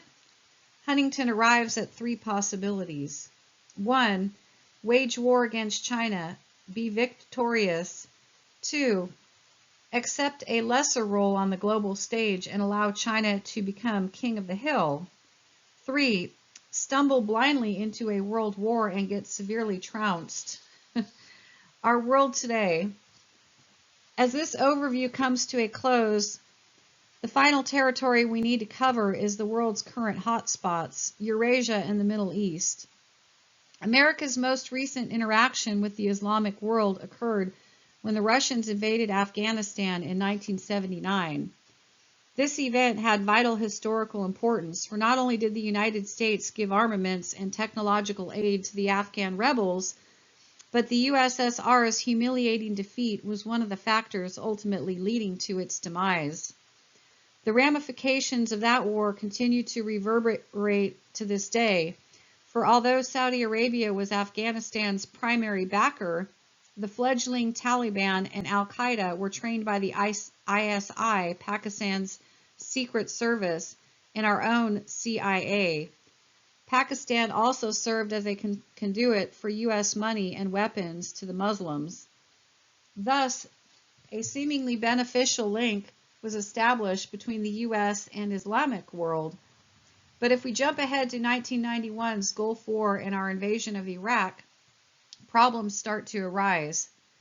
Even though the Muslim world supported America's intervention, at least on the surface, they also saw the battle between Kuwait and Iraq as an interfamily squabble to be settled among themselves. A fitting analogy would be Iran attacking our southwest after Texas and Oklahoma got into a tussle. Another factor that strained this situation was the Bush administration, via U.S. Ambassador April Gillespie, giving Saddam Hussein the okay to invade their neighbor by telling him, "We have no opinion on Arab-Arab conflicts, like your border disagreement with Kuwait." Worse, it was later discovered the story of 300 premature babies at Kuwait's maternity hospital that were supposedly removed from their incubators and slaughtered by Iraqi soldiers was completely untrue, and nothing more than a propaganda stunt to sway public opinion. As Samuel Huntington explains, the Arab world saw our Iraqi invasion as nothing more than a means to protect our self-interests, oil, plus a way to keep them under our thumb. Worse, as the U.S. soundly whooped the Iraqis, the Muslim world felt a sense of humiliation in that their civilization was once again defeated by the West. And last but not least, the Arabs feel that the United States' blatant favoritism of Israel over every other Muslim country is patently unfair. 2 years later, in February 1993, our World Trade Center was bombed for the first time. And then on September 11, 2001, tragedy struck with the infamous terrorist attacks. The world changed that day, and the machinations for the controllers to move forward with their New World Order agenda were ignited. Thus, if you stick with me, we'll take a look at how this debacle is playing out. First of all, the power elite realize that problems face both their Cold War superpowers, the US and USSR, none of the least being that they are mature societies with low birth rates, aging populations, sluggish economies, and no continuing vigor to expand their territories, despite how the media portrays American imperialism. Compared to other hungry countries like those in Asia, India, or the Islamic world, the US and Russia are seen by the controllers as being satisfied with their status quo. So, wanting to lay a New World Order foundation in these other countries before they got too strong while minimizing the risk of monumental personal losses, the controllers came up with a grand scheme. First of all, they baited the American people into finding a new enemy, the Muslims, by allowing 3 airliners to crash into our Pentagon and World Trade Centers. We naturally wanted revenge, so a wag the dog scenario unfolded, complete with widespread flag waving and conditioned patriotism. Soon we were bombing an invisible enemy, Osama bin Laden in Afghanistan, to take back the poppy fields for the CIA, heroin, and the natural resources for the controllers' oil companies. Not content with a mere takeover of Eurasia, the Warhawks next pushed America into invading Iraq and beyond. Now, if you remember the controllers' motivation behind World War I, to rid Europe of its old world governing system of kings, princes, and royal families, well, the same rationale applies to the Middle East, where they want to replace the sheiks and oil families with those more receptive to their globalist game plan. But world sentiment is against the war as it is even within our own borders. So the controllers can either rally support via another outrageous catastrophe reminiscent of 9/11, or they can allow the U.S. to invade Iraq and the Middle East and do their dirty work for them. But things are already on shaky ground in America. Our national debt is skyrocketing once again. Layoffs continue in the manufacturing field. The economy is stalled or in reverse. Our stock market is anemic despite rock bottom interest rates, and oil prices are through the roof. In addition, a war with Iraq and our subsequent restructuring will cost upwards of $100 billion. But the controllers don't care. For once, America's usefulness has been outlived, and we've rid the Middle East of their royal families and old-style rulers. The door will finally be opened for China, the next king of the hill, to waltz through. And what will we do about it? I'm not sure, but consider that we'll be broke, unable to get loans from the international bankers, and our military will be exhausted. At this point, everything will become clear as we finally see how we've been set up for a double sucker punch from the Muslims and Chinese. The final outrage will occur when people look back upon this event, for remember, the victor always writes the history books. That new king will be China, and they'll put forth the same line that was used on Germany after World War II. The Nazis were aggressors who wanted to expand their territory and were hated worldwide.